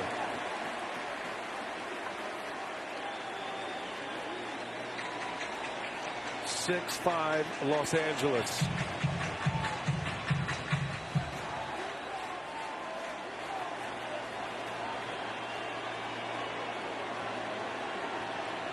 Smith has hit some big homers in late games, and he pops this one up. That's going to be back in the seats. 1 ball, 1 strike on the Dodger catcher. Offensively for this game, it's been a matter of both teams haven't had an inning where they've spent 10 batters to the plate. 9 of his 28 homers coming in those late game moments. 10th batter of the inning here. Betts, Seager, and Turner on the bags for LA. And Darno is the one who asked for time. Drew Smiley up in the bullpen for the Braves. Bellinger's hoping for another chance to hit. 1 ball, 1 strike. Popped him up. Swanson will make the call. Swanson makes the catch, but not before the Los Angeles Dodgers put a 4 spot on the board. 3 with 1 swing of Bellinger's bat, rising to the occasion in the postseason again. Betts put him ahead. 6-5 LA. To the 9th we go.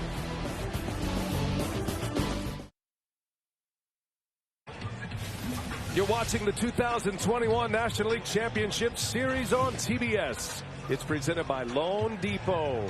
Kenley Jansen on the mound. The Dodgers have the lead now in the 9th.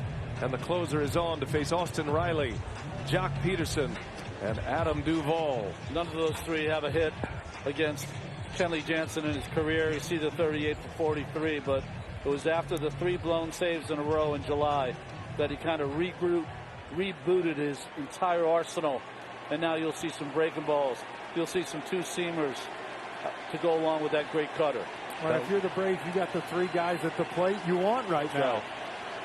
Bellinger's 3-run blast tied it. Betts gave the Dodgers the lead with a double. And now Austin Riley, who walked off the Dodgers in game 1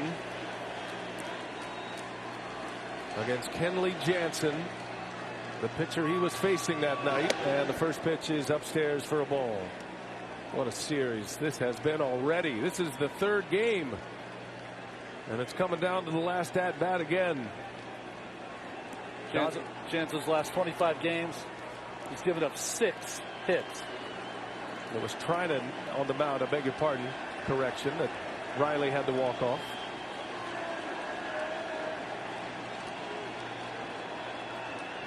And a swing and a miss. Chased one upstairs. And Riley could not get to it. A cut fastball for Kenley Jansen. It's 1-1. Talked about Bellinger selling out on the fastball. Looks like the same for Riley as well. 1-2 to count. It's the hardest thing as a hitter when you're facing Kenley Jansen. You have to tell yourself, see it down, because that ball that's a little bit on the top part of the zone, it's so tough to get on top of. That's where he's got his life. Yep. A ball and 2 strikes. Jansen deals. Riley got a piece of that one. Back upstairs again, and a foul back out of play to keep the count at 1-2.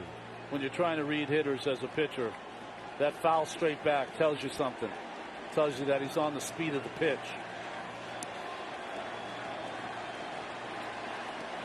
We've seen some nasty breaking balls from Jansen already this postseason. He's sticking with his bread and butter here. The cutter. 1 ball, 2 strikes. Here he comes. Missed with it. Staying elevated against Austin Riley. You're right, Ronnie. The breaking ball probably is a pitch that you could get at the same time. I think he's scared. We've seen Austin Riley bang a few hanging breaking balls. Well, you hate to give it up on your second or third pitch. See what he has in mind here. 2 balls, 2 strikes. And Riley had a good cut. Back to that cut fastball. See what happens for a hitter here is that cutter was probably 3 or 4 inches off the plate. But as the at bat goes on, you feel that you can start to go off the plate away. Well, there's nothing inside. Yeah, you can get diving out over the plate. Riley's double into 4th. The misplay in center opened up the floodgates for Atlanta in that 4-run inning. Jansen's 2-2 and a called strike 3. Kenley Jansen strikes out Riley to start the 9th. Well, everything's away. And this one right here, I don't know if he got caught looking for something else, because that's a good pitch to go on, but it just froze him. Smith wanted that pitch up and in. Yep. And it ended up being right on the outside corner. Those subtle movements between the cut fastball and the sinking fastball, which is basically a straight fastball for Jansen. We're talking a matter of inches, but the batter doesn't see it that way, and Jansen gets the ring up, adding those pieces, that sinker and that curveball. Peterson and the Pearls. Peterson with 1 away. Braves down a run. Peterson takes a strike.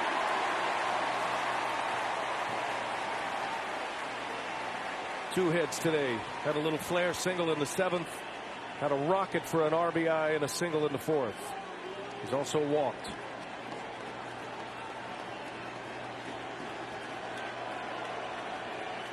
The former Dodger would love to strike against his old team. Bounces in. So Bellinger's kind of been the clutch hero for the Dodgers. Well, Peterson's been that guy for the Braves. Yes, he has. Peterson's hit 3 homers in the postseason. Had a game-tying home run earlier in this series, with the Braves down 2.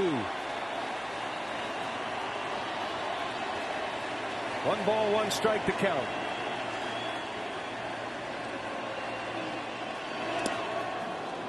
Two and one now. This is the pitch to hit. He's going to get the cutter.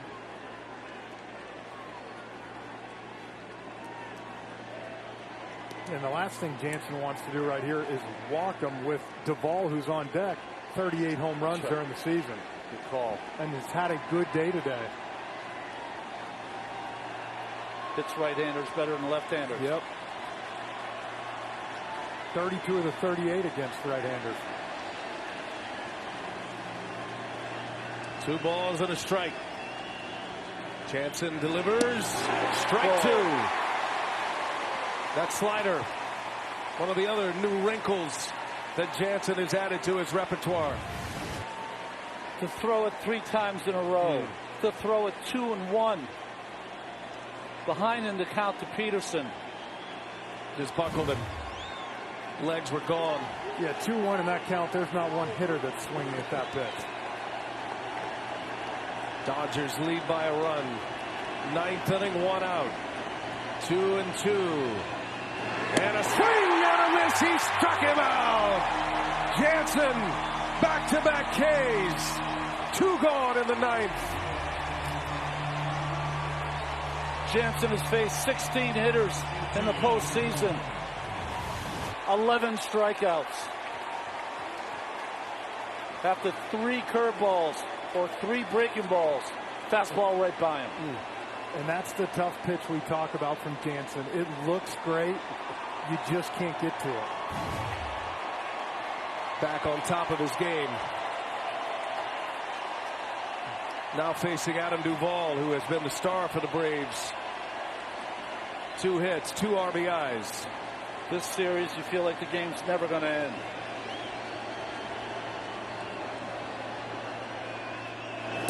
A strike. Jansen's dialed right now. He's throwing everything he has for strikes. Well, and it's funny, you see him throw that one down. Duvall, a good high ball hitter. 38 home runs. He's wanting that ball elevated. The hitters have had the last moments in the first 2 games. Jansen trying to capture the last moment in game 3. 2 strikes. Moving the ball around. Breaking pitches. Fastballs away. Cutters. Fastballs in.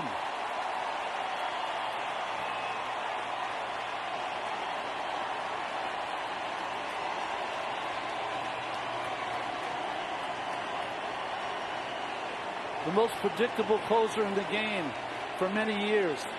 Not anymore. Braves down to their last strike. Jansen deals a ball. Tried to get him to bite. He would not.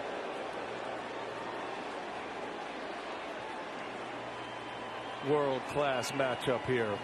Duvall has power to all fields, not just the pull side. Good job laying off that pitch. It's hard sometimes, 0-2, everybody going crazy. You don't want to get caught looking to end the game. Duvall led the National League in RBIs. Hit 38 homers. It's a 1-run game. 9th inning, 2 outs. The 1-2. Good block by Smith, just in case Duvall offered. And now the count at 2-2.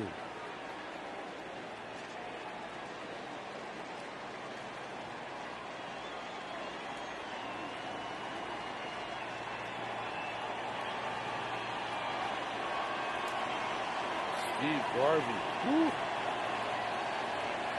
He looked pretty calm, didn't he? Yes, well, he always is calm. No fun facing him, I'll tell you that. Wants a sinker. Can he strike out the side and end the game? Here's a 2-2. A swing and a miss. He struck him out.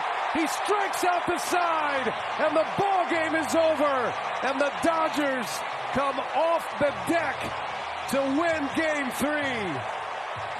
For the first time in their postseason history, they win a game when they trail by 3 or more after 7. What a comeback.